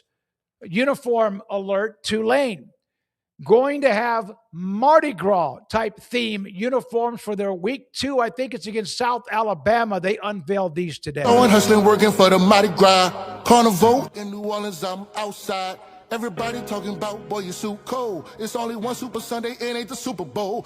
I was sewing, hustling, working for the Mardi Gras Carnival in New Orleans. I'm outside. Everybody talking about, boy, you so cold. It's only one Super Sunday, it ain't the Super Bowl. Mardi Gras, walking through the streets like I run a town. Don't blow your horn at me to move, drive around. We outside. I don't tell him he don't have enough on. I tell engines they look naked, I'm a whole pug legend. We outside. I was making cars. There you go. Tulane unveiling, Craig, the Mardi Gras look for week number 2 against South Alabama. Mardi Gras is just a phenomenal, just never-ending party in the city and elsewhere in Louisiana, New Orleans.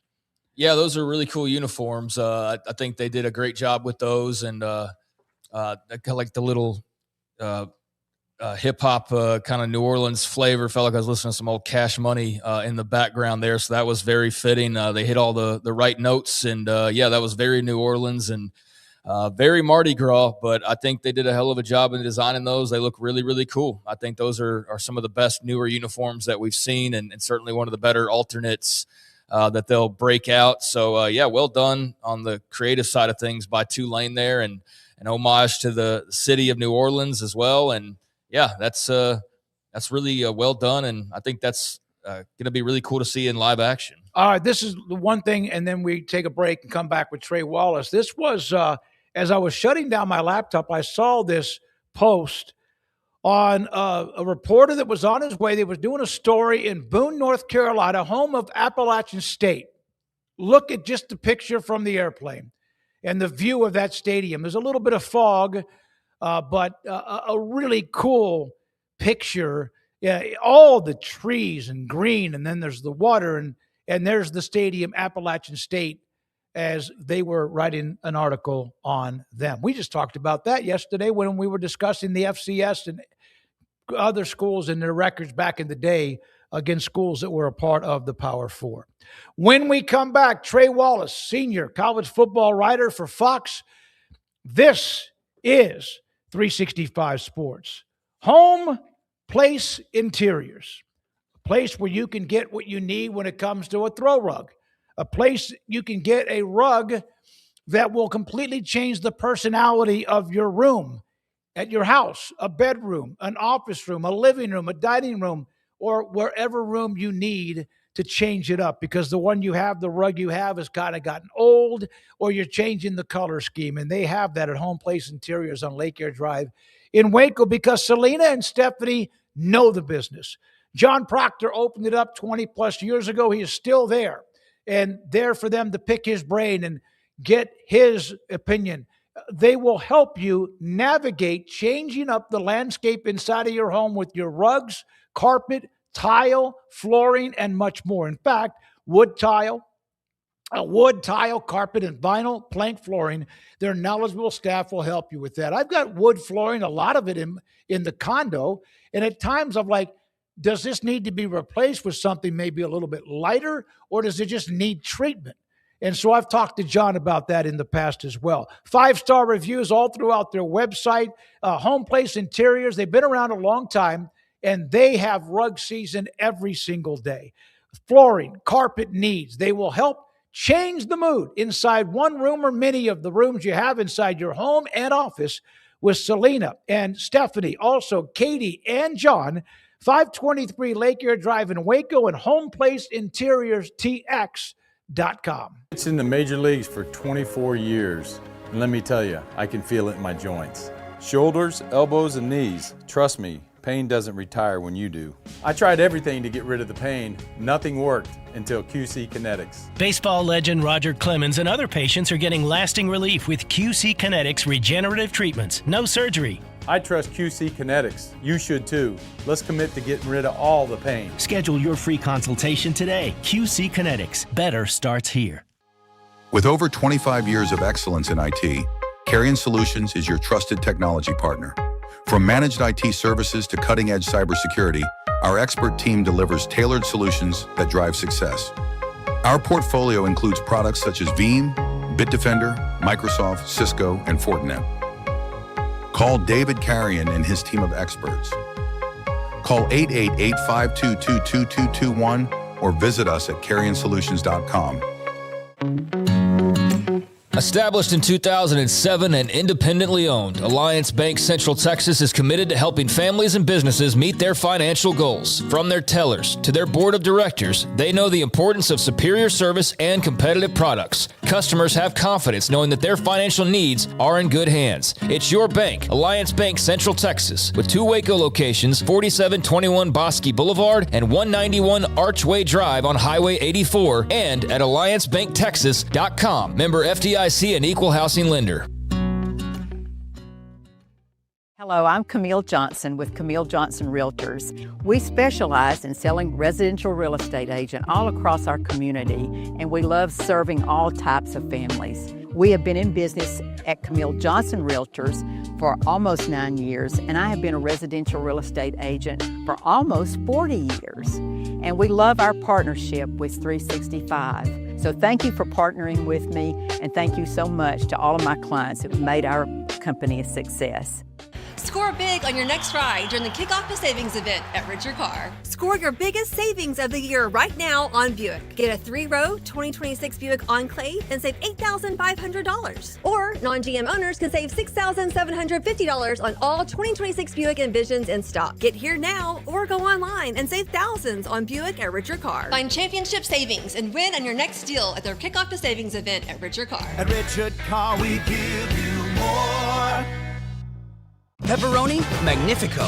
Pepperoni Magnifico. Marco's Pepperoni Magnifico. Classic and crispy cut pepperoni, 3 melty cheeses, all on our fresh made dough. And starting at just $12.99 for a large, it's no wonder Marco's was named America's favorite pizza chain.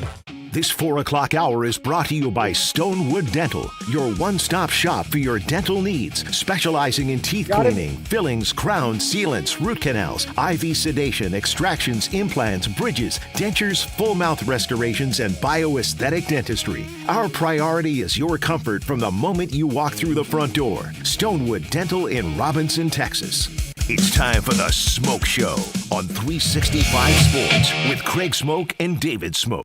Trey Wallace, senior college football writer for Fox, joins us on 365 Sports. It's been great to be able to have Trey join us when he does about many different topics. Trey, thank you very much for your time.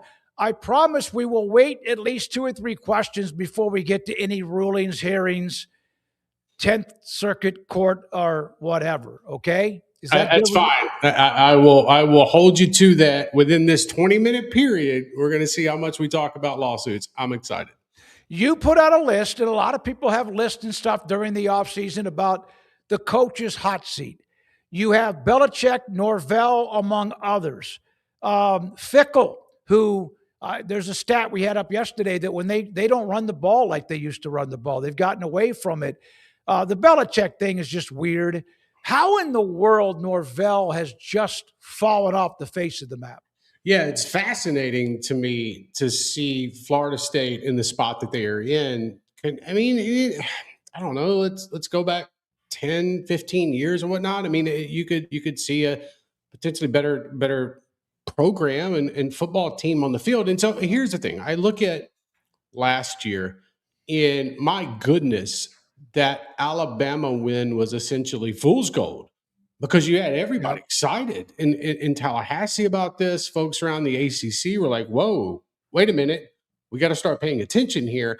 And then it just went south. Like it never recovered. And really last year, if Lane Kiffin has said this, so I'll just come out and say it.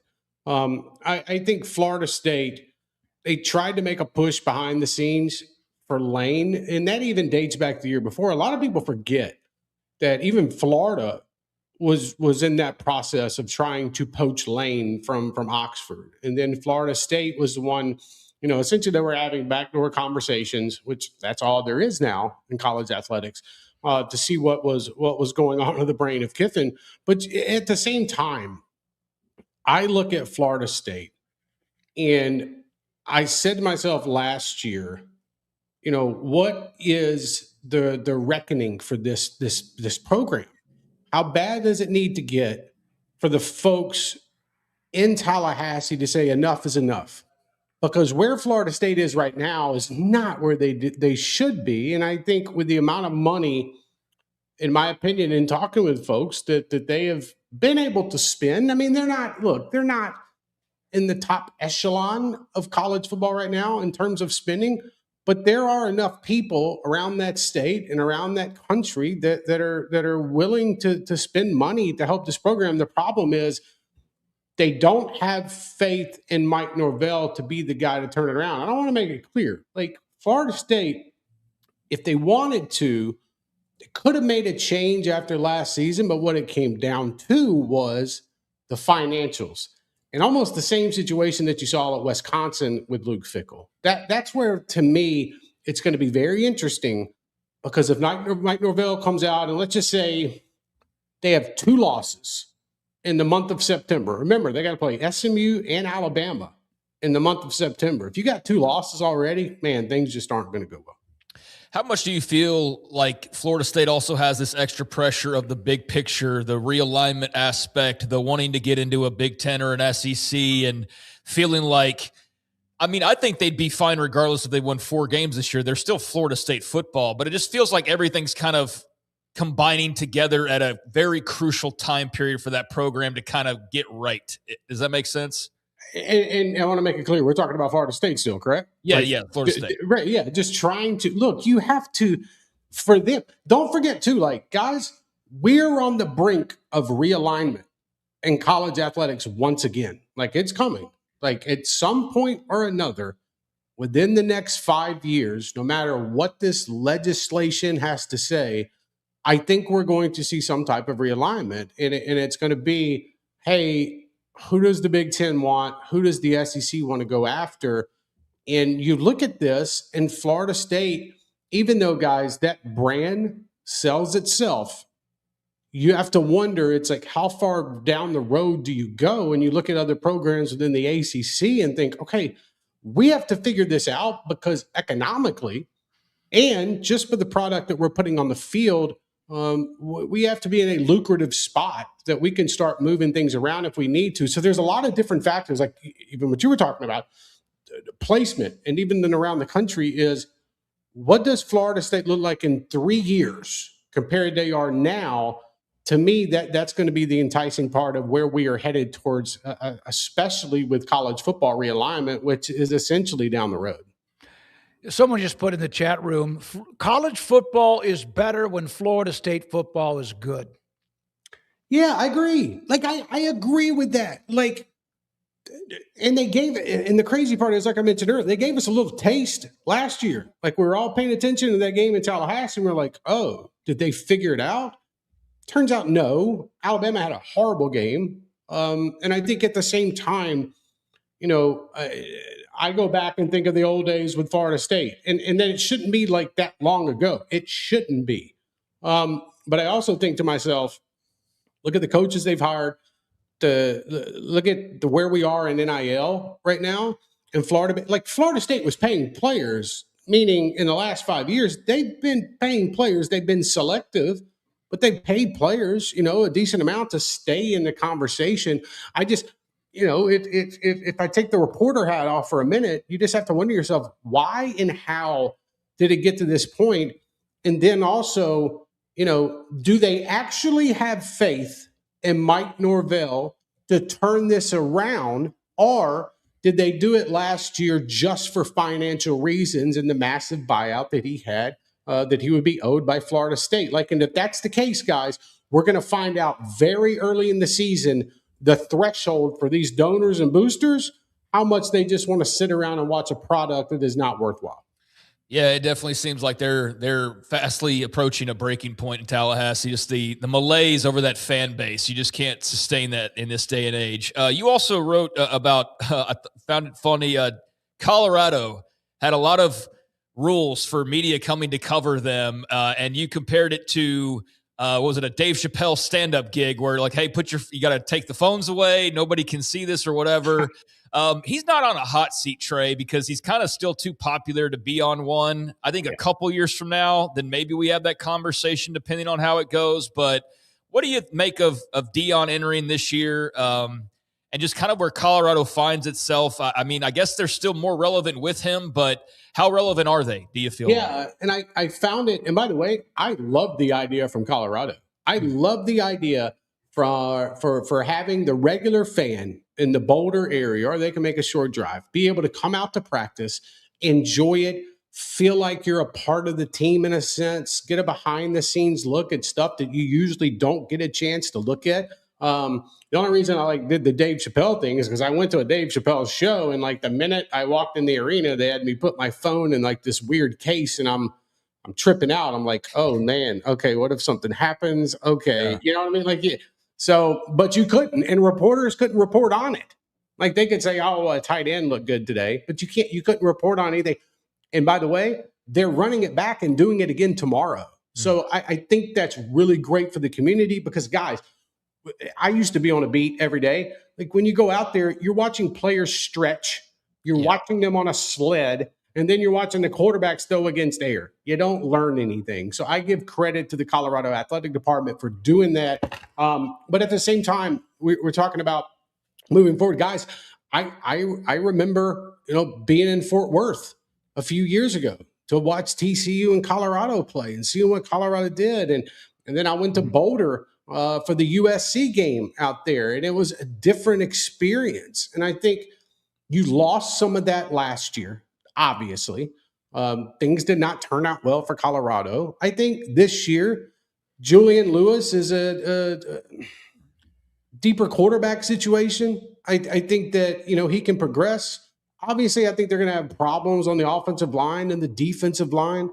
I think Deion has done a good job of bringing in staff members that aren't just names, if that makes sense. I don't care that you played in the NFL. I want to see that you've coached in college or the NFL. That to me stands out. I think you've shored up the offensive coordinator, but just looking at it overall, 30,000 feet, it's not the same, but maybe that's a good thing for Deion.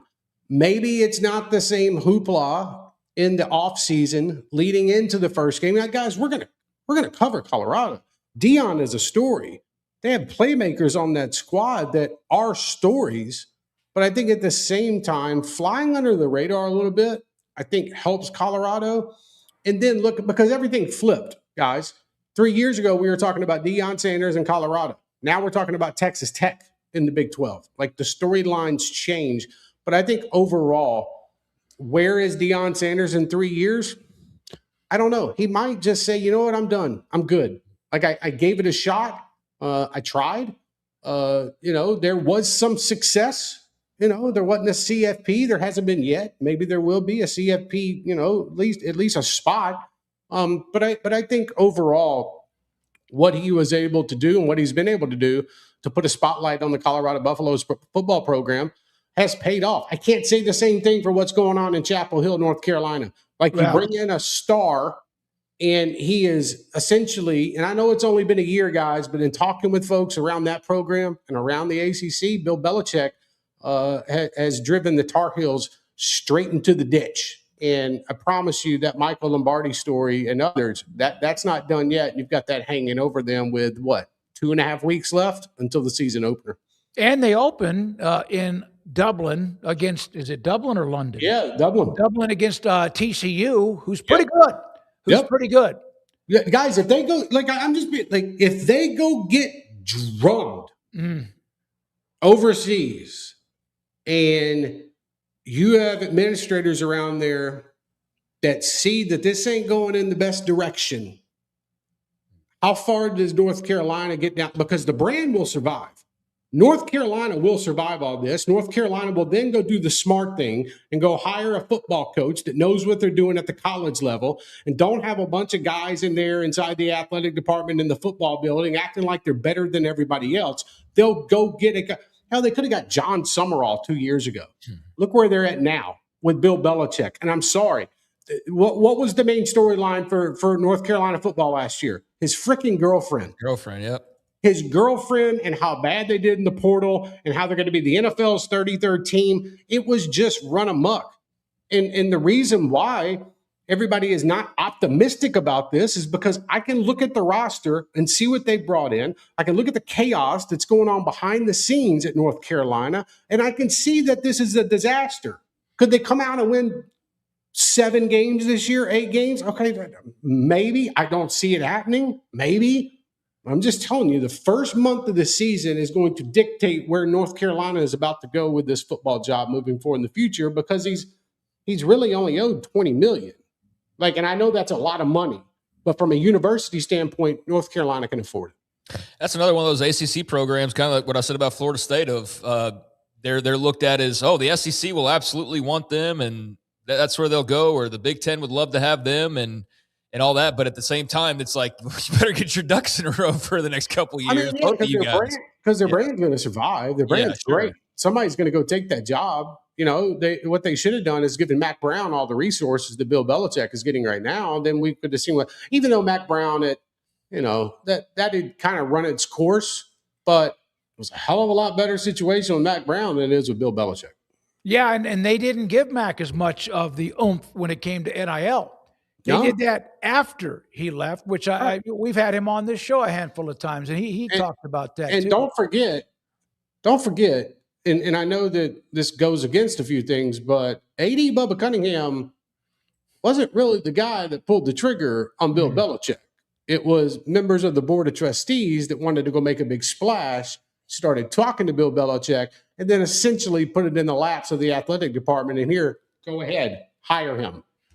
You have to remember that part, which is tricky. Trey, Craig has asked this to some other guests that we've had on before about what are the storylines, and there's 1,000 of them. And some of these we asked him last time. Yeah. And you gave some of your answers of you went one after another. It was like constant. Has anything else popped into your list of storylines for 26 in college football? Guys, what's it been 2 weeks, right, since I've been on? I don't know. Was it last week? My days are all running into each other after that Friday night of just pure chaos in Congress. I would say we are paying attention to what happens next week in the state of Colorado with the appeals at the 10th Circuit. Guys, that is a very big to-do.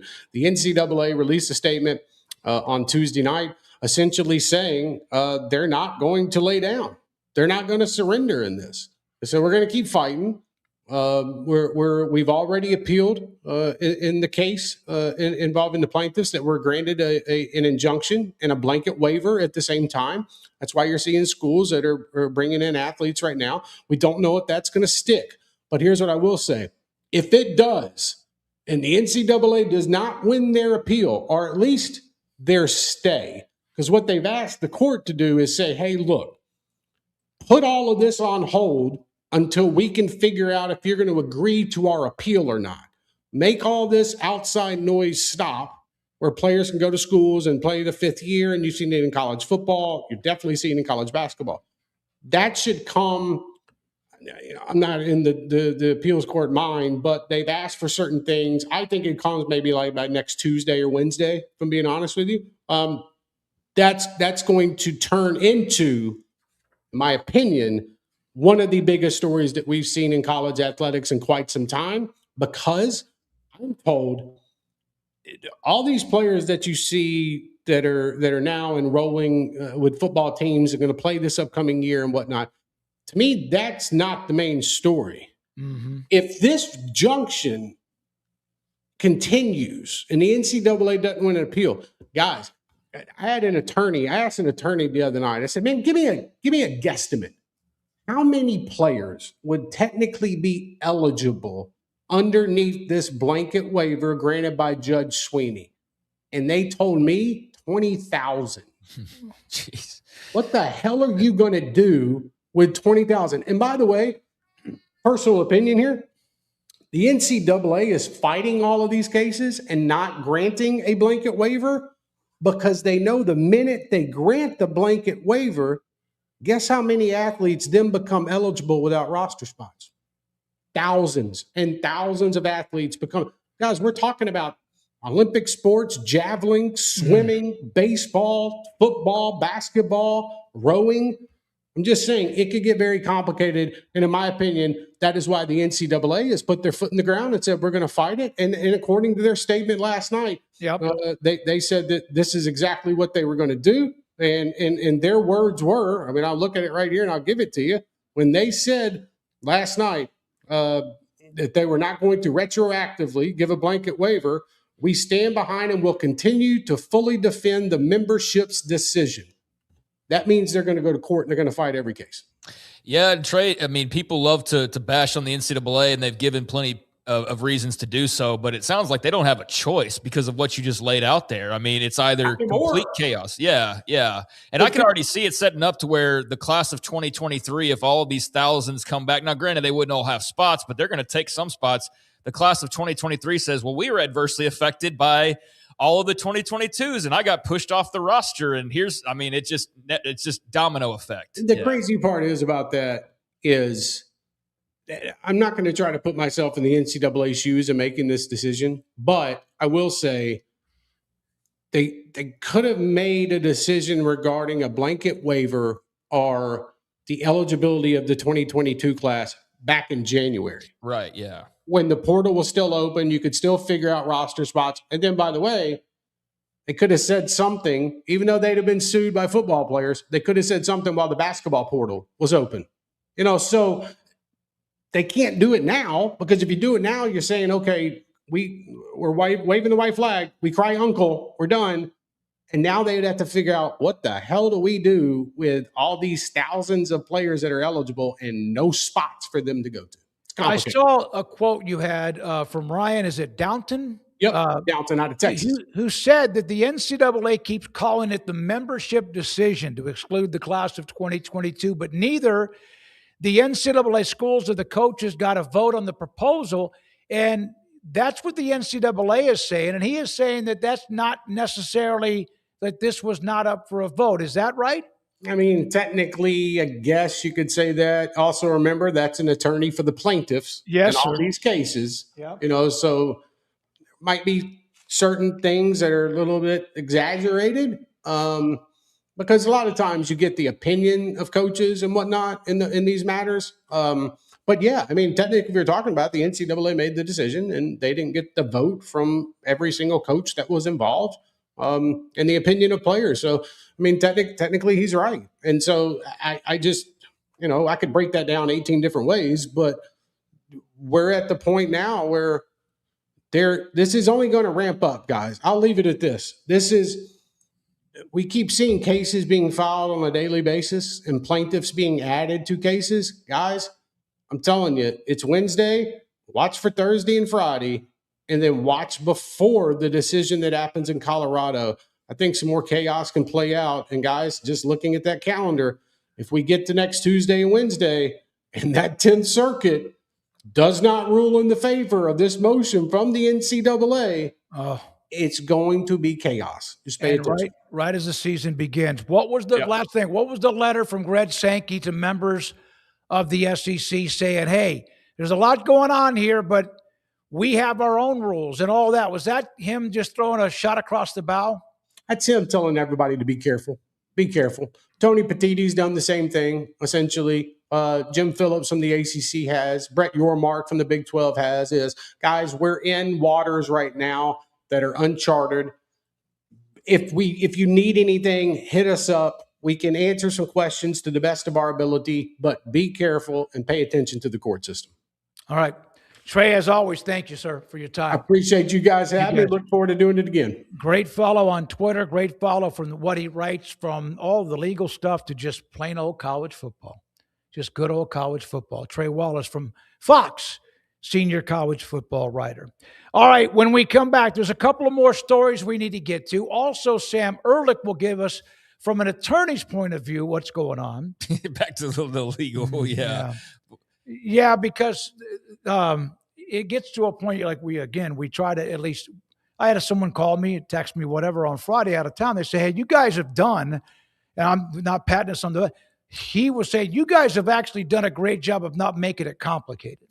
I mean, that's the whole goal. Is like I've said to people, like, I know it's not the most interesting topic. I feel like I repeat this at least once a week. I know not for everybody. It's not for everybody. It's not interesting necessarily for everybody, but I'm in that boat a lot of the times. There's a lot of times where my eyes glaze over when I see this new lawsuit's been filed. I wish we just knew what years people were in and when they had to leave. And there wasn't lawsuits over every big thing and little thing. But this is what it is for at least right now. And all of these decisions do matter in the big picture, and they're going to dictate whether there's a super league or whether there's Power Fours or whether there's unlimited transfers or whether there's a transfer cap or whether there's like all the things that we care about and love about when it comes to the sport are basically up in the air right now and are being worked out in real time, including eligibility. So yeah, it's not always the most fun thing. It'll be way more fun when we get on the other side of this, probably in another couple of years. And you actually just don't have to wonder, does he still have 2 years left, or does he only have 1 year left? Or is he a junior, or is he a redshirt? Like, all that kind of stuff, and there's much more than just the eligibility.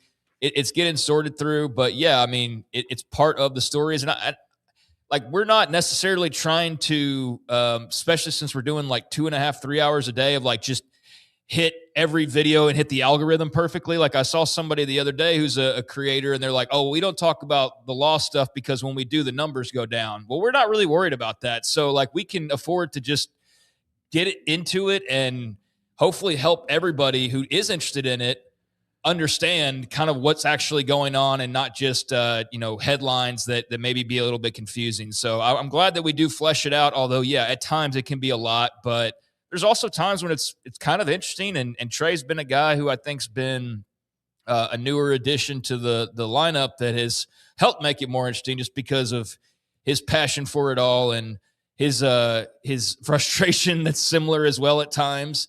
Amanda Kristovich, the same thing. But yeah, we've had good people that help explain it and hopefully help make it a little bit more entertaining than it is a lot of the time. So appreciate whoever said that the other day, because we're very much looking forward to the on the field, but the off the field very much matters and has an effect on the on the field as well. Our numbers during the time we had Trey on jumped. Sometimes they do, and sometimes they don't. We don't look at that so much. I just happen to see it because we have the screen up, but we do what we do to try to bring you what we can, so others who actually know it better can help you understand it better as well. All right, when we come back, a couple of stories, and Sam Ehrlich will join us. Craig Smoak, David Smoak, Rez, Michelangelo Flores running the mothership. Garrett Ross also a part of what he does every single day with us too, and we appreciate all the sponsors, including Alan Samuels, Dodge Chrysler Jeep Ram Fiat, Ted Teague, General Manager and CEO. David Gray runs the sales department, and they have men and women there waiting for you to walk in the door, call them, get in touch with them online, so you can come by and look at what you want for a brand new car or a pre-owned car. that it's time for you to make the change, like it was for me in July of May, June, July of 2020. My Tahoe just flat out was done. So I bought a pre-owned car and I love it. It's a Ford Explorer. That's not one of the brands that they have, Allen Samuels, Dodge, Chrysler, Jeep, Ram, Fiat, but it's a great car and I bought it from their dealership. The summer sales event continues. It continues, but it is winding down. Here are some specials. 2021 Mercedes-Benz C300 for just $24,725. 2022 Mercedes-Benz C300, 41,000 miles for $29,990. Also, the 2025 Subaru Legacy, the Sport Edition, 13,000 miles on the car for $29,995. They have all of what you want, some deals that include incentives, discounts from where these cars, trucks, and SUVs come from the motherland. 250 years celebrating the great nation. The 250 edition, 2026 Jeep Wrangler, or the 2026 Ram 1500. They have a Black Widow package, 2026 Jeep Wrangler, 37-inch tires, and available premium leather and a winch, guys. And by the way, the finest ride you'll ever see. You can check them out today. Contact Allen Samuels, Dodge, Chrysler, Jeep, Ram, Fiat, Loop 340 east of 84 in Waco. 90 years ago, Burkholz and Ford made a commitment, not just to sell Fords, but to serve Waco. What began in 1936 wasn't a transaction. It was a partnership built through hard work, quality, and integrity, mile by mile. For over 4 generations, Burkholz has been driven by Waco. Thank you for the road we've traveled together and the miles that lay ahead. Petty Clinic Men's Healthcare in Woodway is now proud to offer you men an exceptional weight management body sculpting product called semaglutide, also known as Ozempic or Wegovy. Semaglutide is an FDA-approved weight management medication. Once-a-week injections of this powerful medication offers an average body fat weight loss of 20% within the first year of treatment. In addition to body sculpting, semaglutide also normalizes blood sugars and has the clinical research proof of reducing blood pressure, cholesterol, stroke, and heart attack risk. If you're like most men and you have stubborn fat that will just not respond to typical diets and exercise, then help is finally here. Semaglutide. Affordable, highly effective. Google search Petty Clinic Waco and reach out to the Petty Clinic team today for a free consultation with Dr. Petty to see if semaglutide is right for you. Go to pettycliniclowt.com.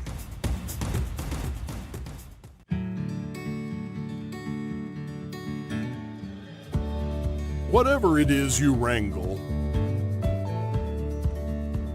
whatever seeds you sow, no matter what you nurture or what you choose to grow, at Texas Farm Bureau Insurance, we're proud to protect all Texans.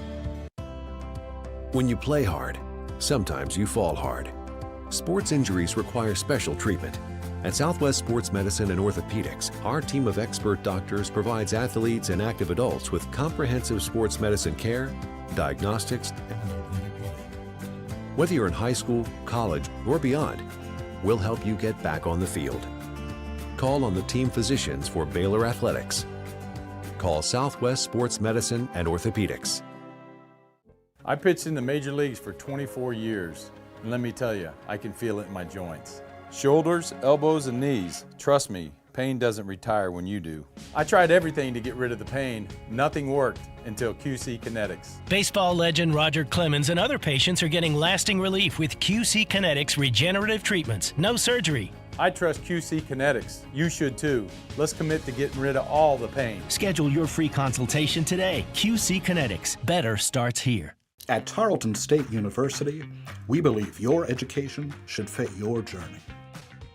Whether you're starting college or advancing your career, Tarleton State opens the door to what's next. A student-focused education is never far away. Don't change your life to earn a degree. Earn a degree to change your life. Because wherever life takes you, Tarleton State goes with you. Become a Texan today. Visit tarleton.edu. From the TFNB Your Bank for Life studio, now it's time for the Smoke Show. Presented by Texas Farm Bureau Insurance. We are Texas Farm Bureau Insurance, your insurance provider built by Texans for Texans, and we've been protecting families in our great state since 1952.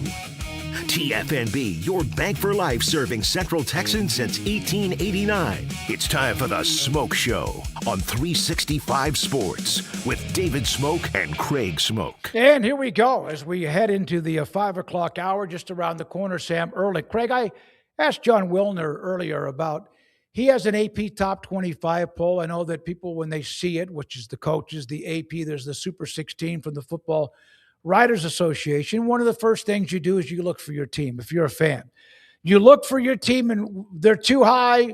They're very rarely too high. Most everybody's going to look at it because, well, they're too low. You don't have them ranked it up. And there's a lot of that. If you had a vote, I asked John a couple of questions. If you had a preseason vote, how would you try to piece it together? I mean, what do you mean by try? Well, you have a vote. You have to vote. I mean, I don't know. I don't think it's really that complicated. You go off the information that you have, and it's however you digest that information. I mean, there's only so much we can all know. No matter how much we study up on a team, we can't make the players play a certain way. But if a guy's been pretty good, then you assume that he's going to continue to be pretty good, and maybe with better coaching and better talent around him, he's going to be even better. And then how does that fit into the big picture? Like, I don't think I do anything super scientific compared to most people. You just give your best guess at the beginning of it. I think the problem with the polls is how people get locked into their first poll and then have a hard time shuffling it around when the first couple of weeks show you that, oh, no, you were way off. Now, that's not to say that a Florida State won't drop off after, beating Alabama, but then you lose a bunch of games. Then people finally have to relent and go, okay, now Florida State's officially out. Like, that Alabama game cannot carry more weight for them any longer because now you've lost to this, that, and the other team. But I do have the one issue with the preseason poll being that, it just sort of feels like you can lock in certain teams, and so it makes it very difficult for them to ever slide out of the top 15. Like, not that it's impossible, but you, in some cases, as a Georgia, would have to lose 3-4 games. Now, is that valid, though? Because you are a top 15 team all the time. Probably is, right? Like, so I don't know. I know I'm not answering your question probably the way that you want to. I just don't try to want you to answer it in particular I just don't. way. I'm just not.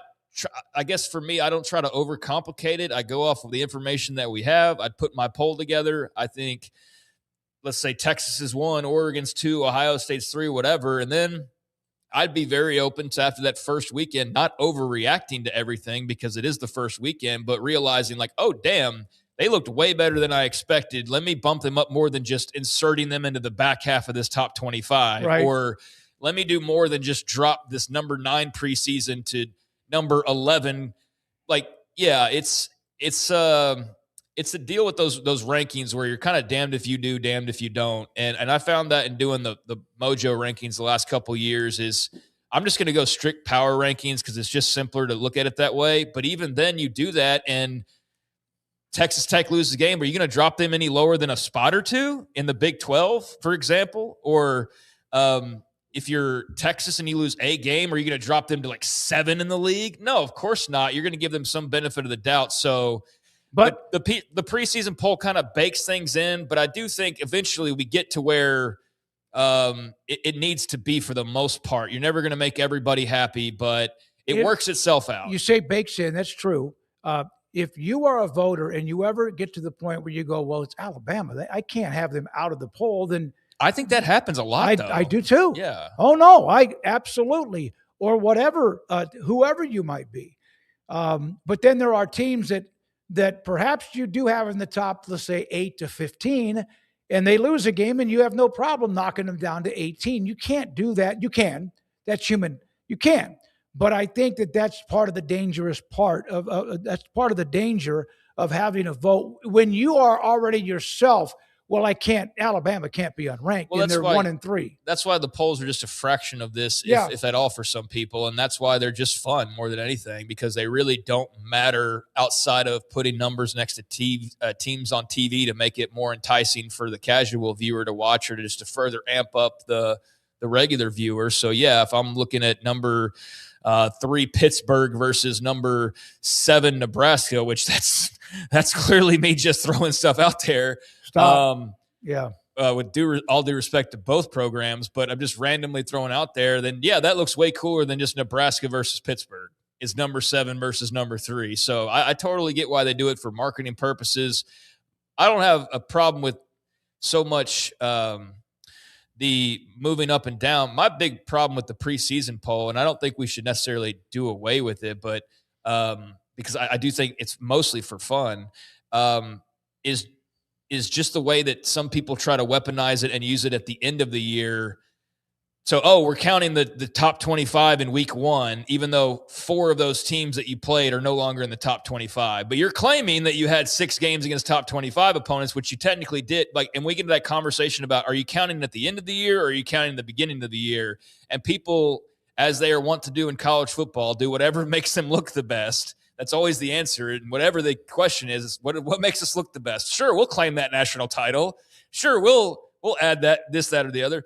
But yeah, when you see some teams trying to kind of modify the beginning of the rankings at the end of the year, and I don't like that part of it, because it should matter at the end of the year where that team was for the most part. Because here's one of the things that happens, and we'll get to Sam Ehrlich. But there is examples like your quarterback gets hurt. Yeah, you beat Florida State. Let me go to what so let's say you have a win against a 4th, 5th ranked team.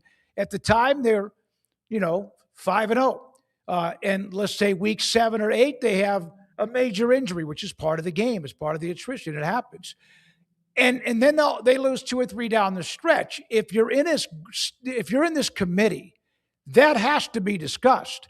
They should get credit for what they did against a team who was good early, but then also not get too much credit for a team that maybe falters down the stretch. Do you get credit for who they were when you played them, or who they end up being at the end of the year? I think it should be who they were when you played them. I think that when Jordan Travis went down, it was too late in the year for it all to kind of be analyzed any further than just how it unfolded, unfortunately, for Florida State at that time. But had there been a few more weeks in the season, you'd been like, no, they played Jordan Travis, Florida State. They got to win over those guys, or they lost to those guys, not to this 0-4 down the stretch Florida State, which that didn't happen in real life either, because it was all at the end of the year. But yeah, point being that I think it should matter the specifics. You're talking about a committee, but the only committee that exists is not for the top 25 poll. It's for the playoffs. So that's for them and that committee to go and say, no, you know what? They played them at this time, and this is what it was. Those are the decisions that matter.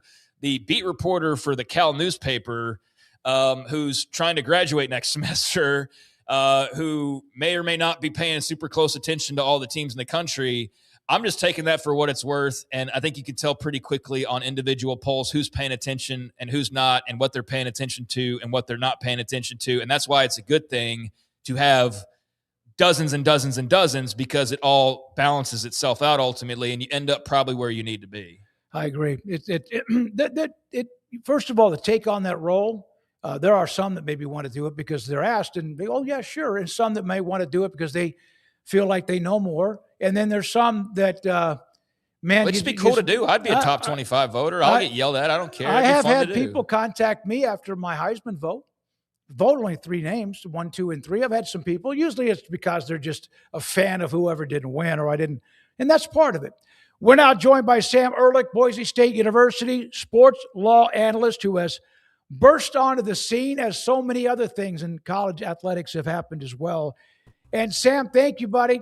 Man, did you write something or team up with Mark Edelman, who's also very much involved in sports law? Tell us a little bit about that first. I did, yeah. Mark and I, we've been going to conferences with each other for a few years now, and he's always told me, I'm not going to write with you until I get tenure, which sounds really bad when you kind of think about it like that. But then he always followed up with, because I want to write a letter for you, because you can't get a letter, you can't get an external letter for tenure from someone that you've written with. But now that I have tenure, Mark and I have been working, we worked over the summer, we worked over the spring on this article that really tries to kind of bring together all the eligibility cases under antitrust law and really kind of develop a theory for, why they occurred looking back. Mark did some wonderful work along with his graduate student, kind of digging into the history of eligibility rules in the NCAA. I brought my knowledge of kind of the current history of eligibility rule lawsuits, and we kind of brought it together to say, okay, well, here's what these legal theories look like. Here are the challenges for these legal theories, and here's what we might be seeing moving forward. So let me ask you this. We know about the ruling in the early 80s. It was about television. Georgia and Oklahoma sued so they could have their rights. They have the rights to be on television, and they won that. That's a big deal. And then, of course, you had Alston. I'm going blank. Ed O'Bannon and some of that. And, of course, you had the House settlement. And they're always seeing – was there a time, the attorneys, sports analysts – a time when the NCAA just blanked the bed when they could have set themselves up without any drama for 25 years? I would say in the early 2010s, before the O'Bannon lawsuit, or really once it was filed, because, and not even just the O'Bannon lawsuit, because I think everyone forgets that there was actually 3 lawsuits filed around the same time, kind of challenging the same kind of things, which is, of course, the EA Sports video games that have recently been able to come back now that we have NIL. We had the O'Bannon lawsuit filed as an antitrust case, but we also had the Hart and Keller lawsuits, which were intellectual property lawsuits as well. And I think around that time, and, this was also at the time when Northwestern was their football team was trying to unionize and actually went up to the full NLRB board. I think around that time, a lot of sports law scholars, a lot of people kind of look back at that and say, man, if they had just allowed college football players, college basketball players to be able to get money for these video games, it's very possible that all this might not have happened. We might not have had broader NIL rights. We might not have had all these different things, because that's really kind of just what they were looking for right now. And the NCAA's response at the time was, we can't allow these athletes to have any kind of money. We're going to pull our licenses to the EA Sports games, which, of course, didn't make the fans happy. And that kind of led to the whole drama about, well, why can't they just make money off their NIL? And I think it's entirely possible that, as we've very much seen over the past few years, when you give an inch, they try to take a mile. So it's very possible that it wouldn't have ended there if they had a lot of these athletes to be able to get money for the EA Sports video games. But it's definitely a point in time where I think you can look back and say, man, the NCAA might have made a mistake by not being a little more proactive there and by really sticking to their guns.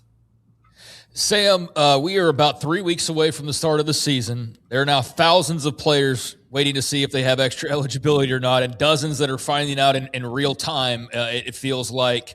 I know there's efforts by the NCAA to try to get a ruling soon that goes their way, and then the other side's obviously fighting their fight. For the basic person just kind of tuning in, how would you best explain where we find ourselves and what's most likely to occur that's going to matter to the fan out there over these next 3 weeks or so? Yeah, the best way to describe it is that right now we have the injunction. We have a court order in the district court saying that these athletes are eligible. And the NCAA has asked, they first asked the district court, and now they're asking at the appellate court for what's called a stay. And a stay is essentially just pausing. It's like pressing the pause button. It's saying, we want to kind of stop these things from happening. We want to stop this injunction from happening until we can kind of sort out the various issues on appeal. And because the NCAA is looking to appeal it, so they're looking to ask the 10th Circuit to reverse this injunction. They very clearly think that the injunction should not have been granted in the first place. Their own statement yesterday made that perfectly clear.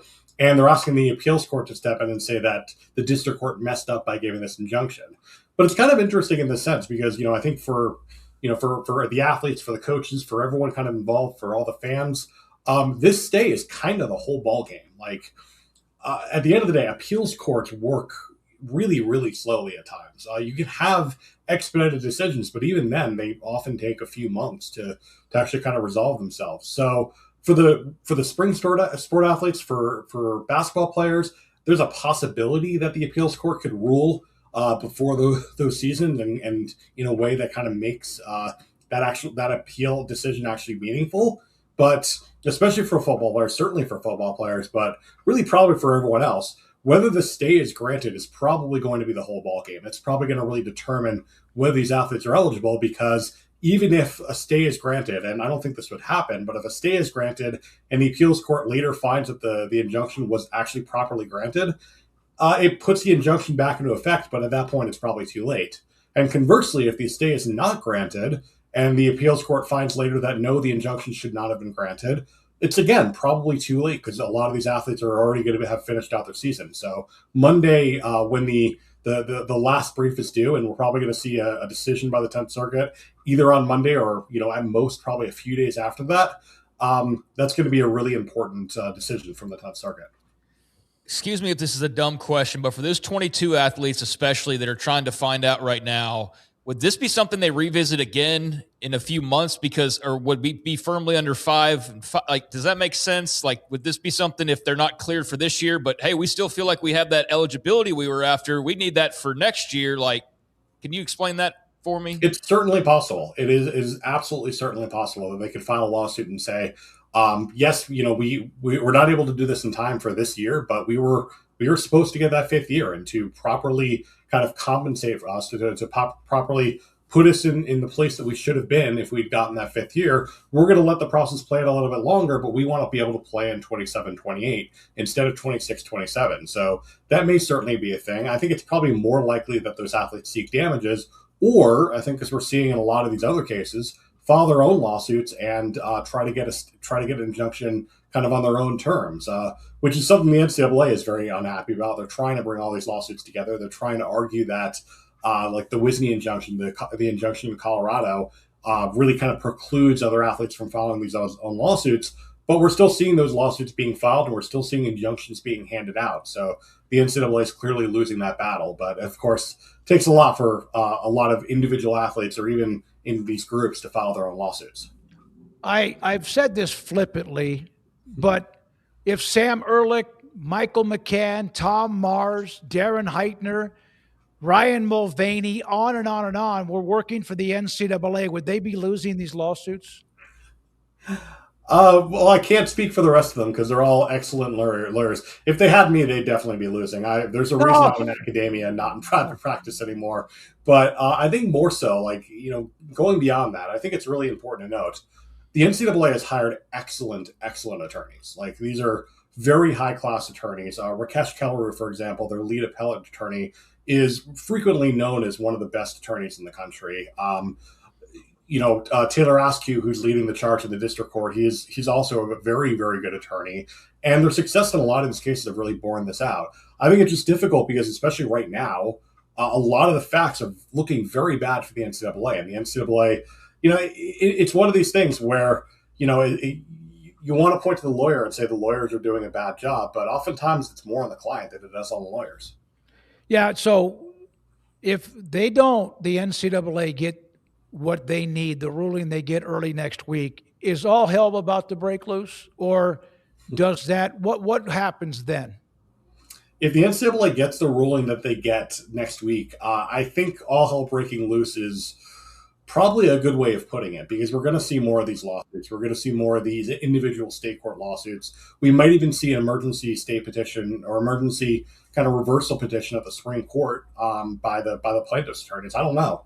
I think from there, we have a lot of athletes who were told that they're able to get eligibility. We're already seeing some movement where, you hear kind of some rumors, you hear some behind the scenes. Tribble, the basketball player that Louisville signed, it's kind of being reported already that, they're kind of setting him up to be able to file his own state court lawsuit in case the injunction is overturned. I can't imagine that's the only situation we're seeing out of that. But, it's kind of a shame, because we have so many athletes in this class that would not be able to file their own lawsuits, or maybe wouldn't be able to win their own lawsuits because they just may not have the resources or the ability to do so. And yeah, it would really be a shame if it's only kind of the most, the highly situated players who are able to get this relief. At what point would the NCAA actually be able to put in place 5 for 5 and it just be 5 for 5, and there's not a class of 23, 24, whatever, saying, oh, no, wait 1 second. Is that even a realistic possibility? And when would that occur? I actually think this is a very unique situation for the class of 22 that's filing these lawsuits, because the high school class of 23, the high school class of 24, everyone moving forward is getting the benefits of the 5-for-5 rule. They're not going to have to file a lawsuit saying we didn't get the benefits of this fifth year, because they are going to get the fifth year. The NCAA has been very clear that athletes who are currently playing are going to get the better of either the old rules or the current rules, where maybe it's better for them, if they have hardship waivers, to be able to go under the old rules. Maybe it's better for them to go under the new rules, but either way, they're going to get that 5 years. So that's not going to be a problem for them. Now, is the new 5-year age rule defensible in courts? That's a different story. But I think at this point we've learned not to underestimate the creativity of lawyers suing the NCAA. But if there's good news, is that this is it's not the end of the lawsuits, but as far as eligibility goes, this is like the great big battle. But on the other side of it, you would think that whichever direction it goes, there's at least that book getting shut, and now we start the 5-for-5 era, basically. This is going to be the only situation where an entire class of athletes kind of gets shut out and is filing lawsuits to kind of rectify that. We're not going to see that moving forward. We're not going to see the kind of those situations. We may see individual athletes file their own lawsuits. One thing that I'm really, really curious about is whether the NCAA's elimination of hardship waivers is something that's going to hold up in court. I know that there are protections under the Americans with Disabilities Act, the Rehabilitation Act, state laws regarding disabilities that really do require some kind of individualized review, which is what I imagine a reason why the NCAA has put in eligible, put in hardship waivers in the first place. And the fact that they're removing it and going to what a lot of states have tried to do for high school associations and have gotten sued based on these high school associations is to have this really clear, bright line rule, but one that does not allow for the flexibility based on individualized circumstances. And that's something where, we may see lawsuits based on that, but it wouldn't be a broad class-wide lawsuit, wave of lawsuits like we're seeing right now. So when can we see, and thank you for your time as always, Sam, when can we see Mark and your work? Is that going to be published? Is that online? Where is that at? Yeah, it's already online. It's on a website called SSRN. We have our pre-publication copy of it available. You can find it either on SSRN if you want to really search for it, or either me or Mark's Twitter page. We've both highlighted it. I know Mark actually just tweeted about it. He's about to go rest on a beach, but he sent it out one last time for people to look at. So it should be pretty top of his Twitter page for the next few days while he's relaxing. But yes, it's going to be published in the Washington Lee Law Reviews, which we're really proud about. It's an excellent law journal, and we're really excited to be able to work with them. Thank you, buddy. Sam, it's great to have gotten to know you, and also thank you for helping complicated make a lot more sense in what really is going on. We appreciate your time. Have a great week. Thank you. My pleasure, guys. Anytime. Sam Ehrlich, Boise State University, and yet another of many of the different analysts we've had, so we can get different views of so much that goes on in sports, even when it came to lawsuits, when it came to conference realignment, and not just the players and eligibility. Yeah, I mean, I'm glad that there's something on the horizon you can at least bank on, kind of being a starting point for what eligibility is going to look like. We at least have the answers to that to some degree. Not to say there won't be these stray lawsuits and whatnot, but that's kind of what I was getting at. And Sam pointed out, and I kind of felt stupid for asking the question the way I did originally about, well, no, they're already under 5-for-5. Those, so really, yeah, it's 22s that are the ones that are the problem from just being fully onto the other side of things. But once that's cleared up, however that's cleared up, whenever that's cleared up, then yeah, we will know you've got 5 years.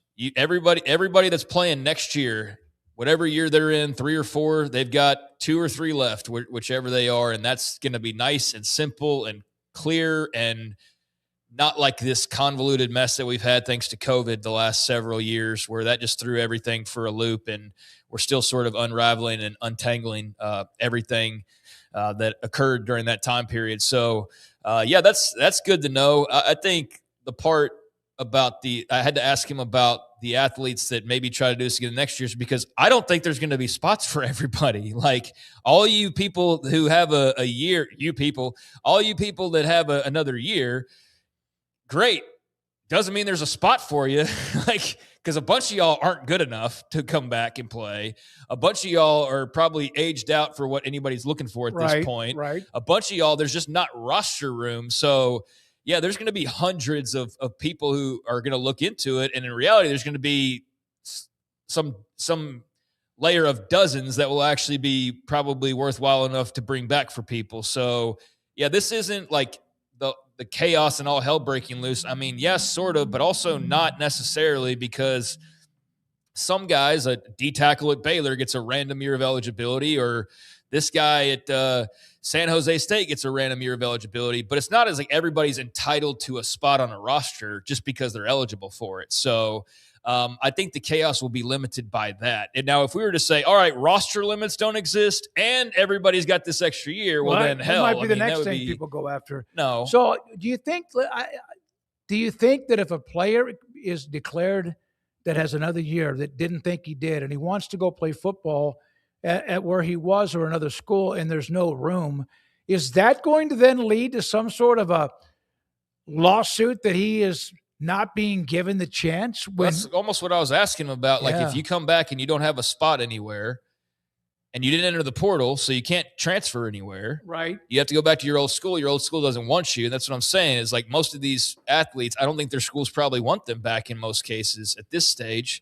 So if you don't get a team for this year, then you come back next year and be like, hey, I still haven't taken advantage of that extra year. I was supposed to have it last year, but there wasn't a spot for me. So now I want to use it this year. Well, first, a school still has to want you. It's not your call on whether you just jump on a roster or not. And the portal part of it matters too, on whatever flexibility you have. So that's why I think this, is messy, but it's not as chaotic as it's being portrayed as, because these athletes aren't just free to go wherever they want to and join whatever roster they want to. There's got to be a want by the school as well to bring them back, or for a new school, if they were officially in the portal, to then bring them in on August, whatever it's going to be by the time this is decided. So we'll see scattering of guys here and there that have all announced they're coming back to take advantage of it. Cole Hudson at Texas, for example. But I don't think that everybody's going to be demanding a spot, because it's not realistic. No, it's never ending to me, and it's numbing to me. But as we've said so many different times, and some of you have also said you appreciate it, we have to cover it along the way. When we come back, we'll have the wheel, we'll have the polls, we'll have our quizzes as well. Andrew Vallet's got that set up.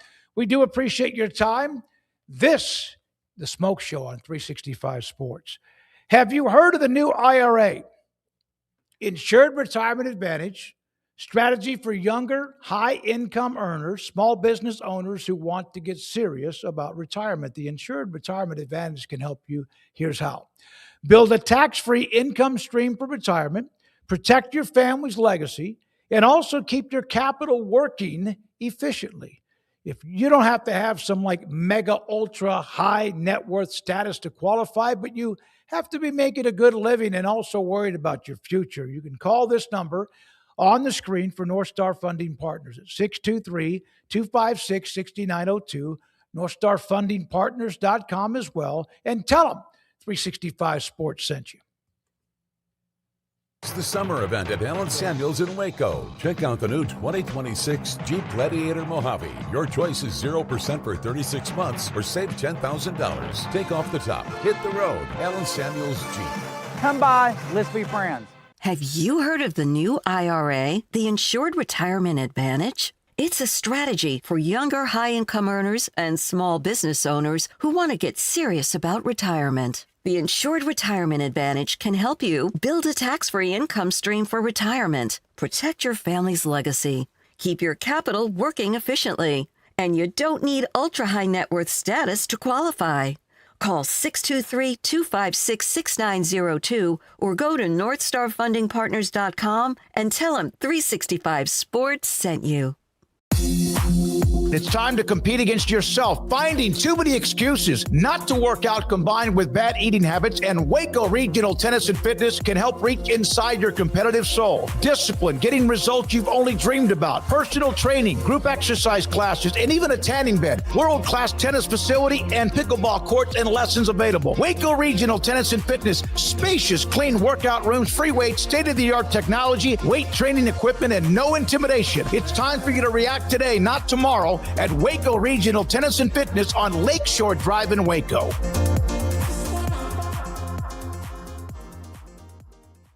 Hi, I'm Dana Hassel, President and CEO of American Bank. Waco is a great place for business, and for more than 70 years, American Bank has been the bank for business. We continue to invest in our growing community with state-of-the-art branches conveniently located to serve you within minutes. Our experienced bankers, lenders, and decision makers work directly with business owners like you every day, providing tailored solutions, timely answers, and local insights, face-to-face. Schedule a meeting with one of our bankers today and find out what makes American Bank the bank for your business.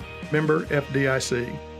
At Home Place Interiors, we elevate your space with elegance and class. We are the exclusive Sonoma tile dealer in Central Texas, bringing you the best in high-end floor coverings that transform your home with beauty and elegant design. Our white glove service and expert consultations ensure your vision becomes a reality as we take you step by step through the process. Call today to schedule your personal design consultation. Visit homeplaceinteriorstx.com. Home Place Interiors, crafting elegance, one room at a time. This 5 o'clock hour is sponsored by Edward Jones Financial Advisors, Ben Erlinson and Brad Wilson in Waco, and Cam Heathcott in Conroe, with an individualized approach to addressing your financial needs, including education, savings, planning for retirement, and protection strategies. Edward Jones Financial Advisors, making sense of investing. Experience the difference for yourself. It's time for the Smoak Show on 365 Sports with Craig Smoak and David Smoak. All right, here we go. Andrew Valade has dialed up quite a bit of what he does for the end of the show. Also sends out videos of what we have, interviews we have, along with what Garrett Ross does too.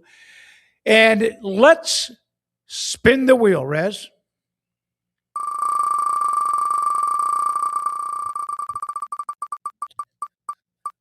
What do we have today? He's been, he added. We'll sit back in time to the year 1995 for exactly 5 minutes. You can't change history, but you can talk to anyone. Who are you finding? Well, I'm going to find somebody and tell them something that's going to change history, because I'm going to find my mother or somebody to go and tell them to invest everything they have when the time comes into a company called Facebook or into a company called Apple.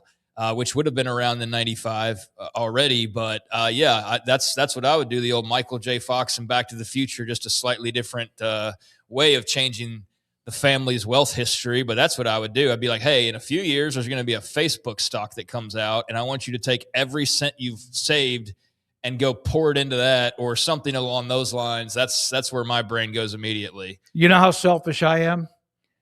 I went straight to 95 Nebraska football in some particular way. Talk to anybody. Obviously, I've had a chance to talk to Tommy Frazier once or twice. I've talked to Osborne, but it would have something to do, I guess, selfishly with 95 Nebraska football. I mean, if you can't change history, and so that eliminates They my still possibilities win, here. Yeah. I don't know. I like the answer that I gave, but I'm not sure there's anybody in particular I would go and talk to. And if I can't go and warn somebody of something that's going to happen, that'd be changing history, right? Yeah. So I guess I'll just settle with the answer that I gave, sort of similar to Michael J. Fox in the Sports Almanac and Back to the Future. Just having the ability to know what's coming would be awfully nice and would be generational changing. Yeah, there's certain things you could have invested in, even if it was cheap, and now you would have set for life along with everybody within the family too. All right, Andrew, a lot of topics on the wheel right now. Let's get to the quizzes for both Craig and for me. Craig, you go ahead and read this one. Hall of Fame pitcher Walter Johnson dominated for 21 seasons, racking up 417 wins and an MLB record, 110 shutouts. What was his iconic nickname? There's the Silver Bullet, the Rockets, the Iron Tractor, and the Big Train. I want to say it was the Big Train. It's the last one. Yeah. Yep. It is. Big Train, Walter Johnson. There you go. There you go. Pitching for the Washington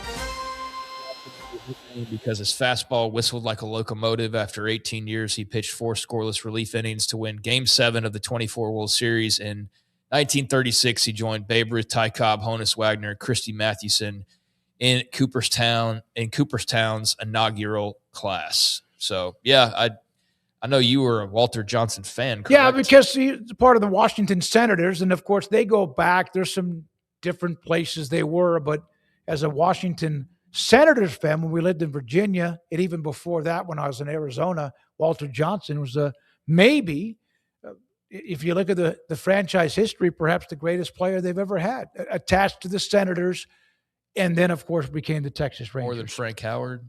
Oh, yeah. Frank Howard had 44, 48, and 44 home runs in the late 60s. He was a monstrous home run hitter, but he was a 250 probably career hitter or so. A gentle giant. Howard, right? Frank Howard was Frank Howard and Sonny Jurgensen were my first two, and continue to this day, just among my sports heroes. Yeah. Yep, they were. Sonny, of course, number 9, Hall of Famer. Howard was never a Hall of Famer. But I did get a thrill of watching him hit a home run in the All-Star game at DC Stadium. And that was RFK Stadium at the time. All right, so we got that one right. And now the second one, Craig. Here's why I'm asking. You want to know why I'm asking to read? Yeah. Here's a contact that has been bothering me all day, and there is a slice of it that's out. And that's why it's been bothering me all day. And it's my far-sighted one, so I can't see the screen as well as I'd like. All right. A little bit more information than people wanted. Thanks. You love giving everybody all of the details on things that they're probably just like, okay. Wrap it up like it's a bug or something. August 8th. I mean, I've been there with the You're lucky there wasn't an infection or a cut on your eye. Yeah, you're right. Or it gets cut and it gets down in the corner right here, which can shut you down for a couple of days. So August 8th, 1988, 8/8/88, Wrigley Field turned on the lights for its first night game, which Wild Twist wiped the contest against Philadelphia from the official MLB record books. So I was but a wee lad at this point. Definitely wasn't watching any Cubs baseball just yet. So I feel like I've read about this, but I don't remember the exact reason. I would think that it would have to be the second or the fourth one. But I don't know, maybe the rainstorm, the field flooding seems unlikely, but then again, I don't know. Do you have a better idea? I mean, this is Wrigley Field turned so you weren't listening. So Wrigley Field turned on the lights for its first night game, which what we're doing the trivia here, I'm which Wild Twist wiped the contest against Philadelphia from the record book. So August 8th, 1988, turned on the lights, first night game at Wrigley Field. What wiped it out? I'm going to say that the main generator blew. Okay. That's I mean, I think it's a wild twist. And so torrential rain, that's going to happen. Field flooding instantly, that's probably happened. The power grid, I don't think it would knock out the entire stadium. I don't think the whole thing, but I would. No, that just happens in Texas during a freezing cold when storm. It's like -4. So good news. You're stuck in your apartment. We're straining the electric grid even more. Did you start putting together a will during that time when the apartment was -6? I mean, you joke, but that was really like I know how bad it was 24, for you. Yeah. 48 hours ever being without power and not being used to that and not being well equipped for not having any power as the temperature dropped below freezing and no power whatsoever and food spoiled. And actually the food, I went to go at one point, like hour 13 of the freeze, and went to just try to eat something because I had no microwave. I had no oven. Go to get something out of the refrigerator. It's all frozen. Go to grab a bag of chips. Like, I got to eat something. Bag of chips, rock hard, like frozen. The bag of like potato chips. Yeah, I mean, it was that cold. It was like I know. Teens in my side of my apartment thanks to the grid failure. But, yeah, I mean, I don't know. Let's go main generator. Well, let me ask you this. Clarify. What's the difference between stadium power grid lost and main generator blew? I have no idea. So I think this is kind of like it's going to be 2 or 4. Stadium power grid. Well, I think the difference is it was the a power generator failure. Blew, and it blew versus you lost the power. So let's do main generator blew. We'll be wrong after all this talk. Yeah. What? Torrential rainstorm seemed like the most unlikely, but that's part of why it was the correct answer in a way. Legendary broadcaster Harry Carey kicked off the night with a cold beer alongside guest Bill Murray, but rain halted the game in the 4th inning. During the delay, a young Greg Maddux and teammates belly slid across the wet tarp in full uniform. earning $500 fines before the game was wiped clean. Yeah, I don't recall this. I've definitely done that, though, in a rain delay playing baseball myself, and it is fun to go slide across the tarp during a downpour like that. That's a lot of fun. You just have to be very mindful, like I was not one time, of where you're sliding, because you could do what I did and not pay attention and slide right across the pitcher's mound and have like a gash, or not a gash, but a nice scrape all down your leg because you slid right over the pitcher's mound, which wasn't the most comfortable thing in the world. But yeah, it is fun to do that. It's a giant slip and slide. So there you go. We got I that. tell you what, wrong. the guys, every once in a while, those who are on the crew that get stuck under a tarp, I would just freak out. It happens every once in a while. I want to go back to the question, though, the options, because this is controversial. We might need to get a Colorado judge to help us. Torrential rainstorm that led to a power outage. The field flooded instantly. So there's 3 correct answers among these 4. Andrew's trying to play with us. Did we say the power was lost? It was, though.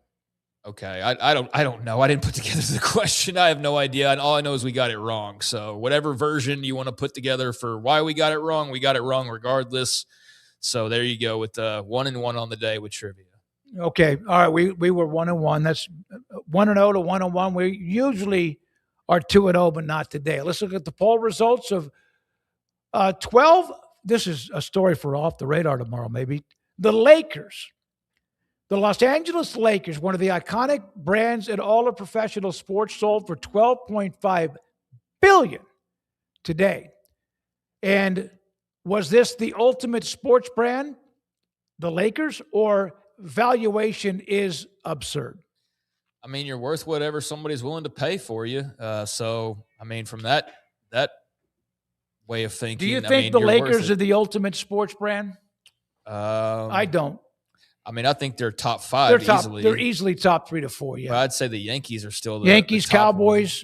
I think you have to take in consideration some of the European soccer teams as well. But Real Madrid. I'm talking about professional teams in the country, the professional sports teams in America. Yes. Okay. Yeah. There That's you go. what I meant. But Real Madrid, et cetera, Barcelona, et cetera. Those are worth a lot.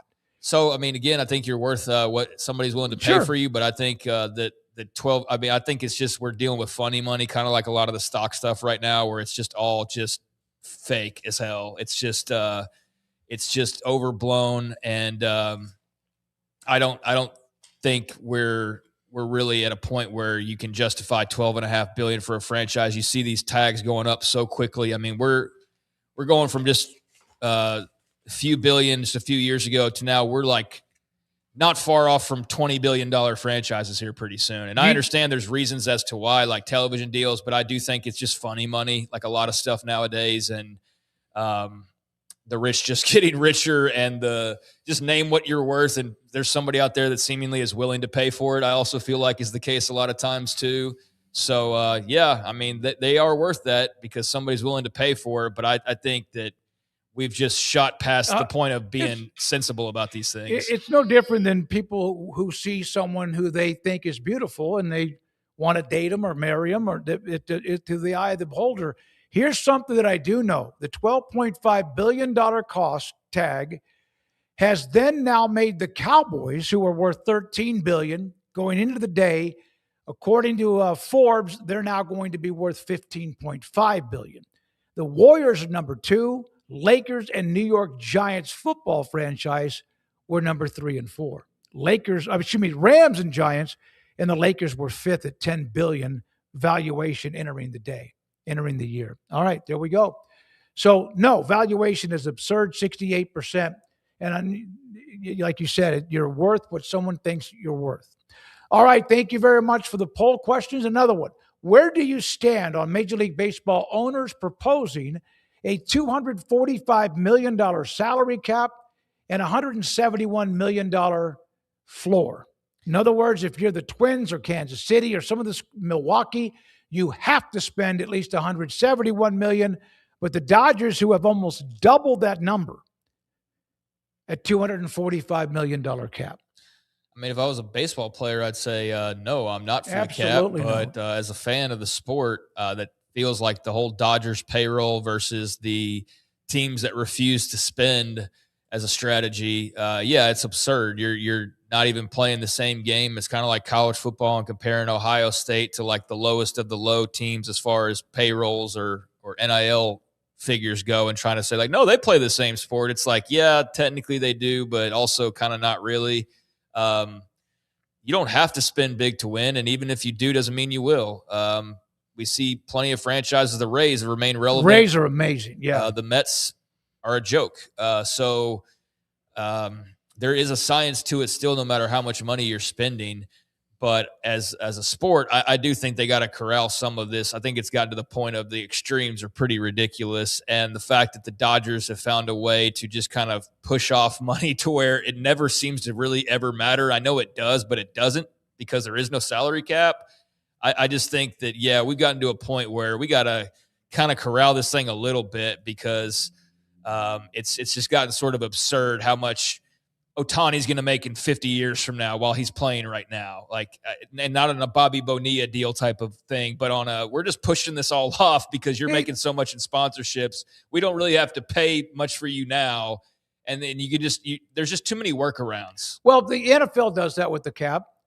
You can renegotiate a guy. Let's say he signed a 3-year, $100 million deal, and that would be not much. Well, it depends on the position. And then all of a sudden they got to sign, for example, the Cowboys got Quinnen Williams. They have to sign a couple of other players. And so what they do, they take Troy Aikman's contract was torn up many times. He ended up getting more and more bonus money, and his contract was pushed down the road. That's what they do. Right now, the Dodgers, and this is Major League Baseball, their cap is about $420 million, and facing an estimated $160 million on top of that in luxury tax penalties. They don't care. They got unlimited money. Yeah, I mean, they deferred over $600 million off Ohtani's contract. I find that kind of silly. But then again, I'm not a business person. I know there's ups and downs to the way they do it, and there's a fear that the owners would then stand to reap all the benefits. So like politicians, because they basically are, they're trying to portray it as, the evil players that are greedy, when in reality, it's the owners that are just as greedy, if not more so, and they want more of the cake, and they don't want to have to spend as much of it. So I don't really have a preferred side.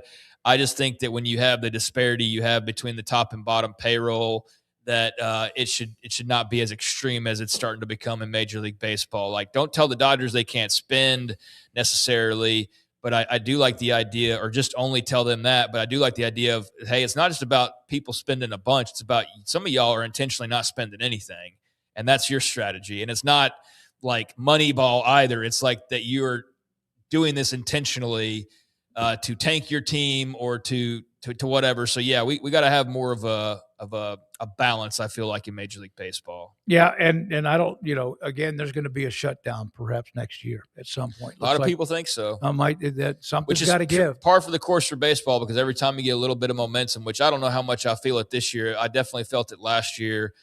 World Baseball Classic was really a lot of fun, revving that up and all the enthusiasm around that. But I didn't feel like there was much momentum for the regular baseball season. This time a year ago, I felt like baseball was kind of hitting a groove, Paul Skeens, and it's all these various storylines. And I don't know, maybe it's the Rangers just being kind of a middle of the road team. I'm not as knee deep into it as I was, but it does feel like when they get an opportunity to really catch some momentum, there will be a strike or there will be something that just cuts that right off at the pass. So yeah, that would make sense for baseball, would be to be in a really good spot with a lot of great young talent and then run right into a year where you don't even play potentially. All right. Thank you to our guest today, Rez Michelangelo Flores, for what you do every day. And it seems like you're doing more and more by yourself, and you are doing an incredible job. Garrett Ross from earlier today. Andrew Valade with the Big Finish, also a part of today's show. The Smoak Show on 365 Sports. Craig, have a good day tomorrow. I'm going to see if we dial up Sam Kahn, Max Olson, among some others that will be a part of the show. Craig will have off the radar too. Thank you. Hit the like button before you say goodbye. We're back at 3 tomorrow. Good night, 365 Sports.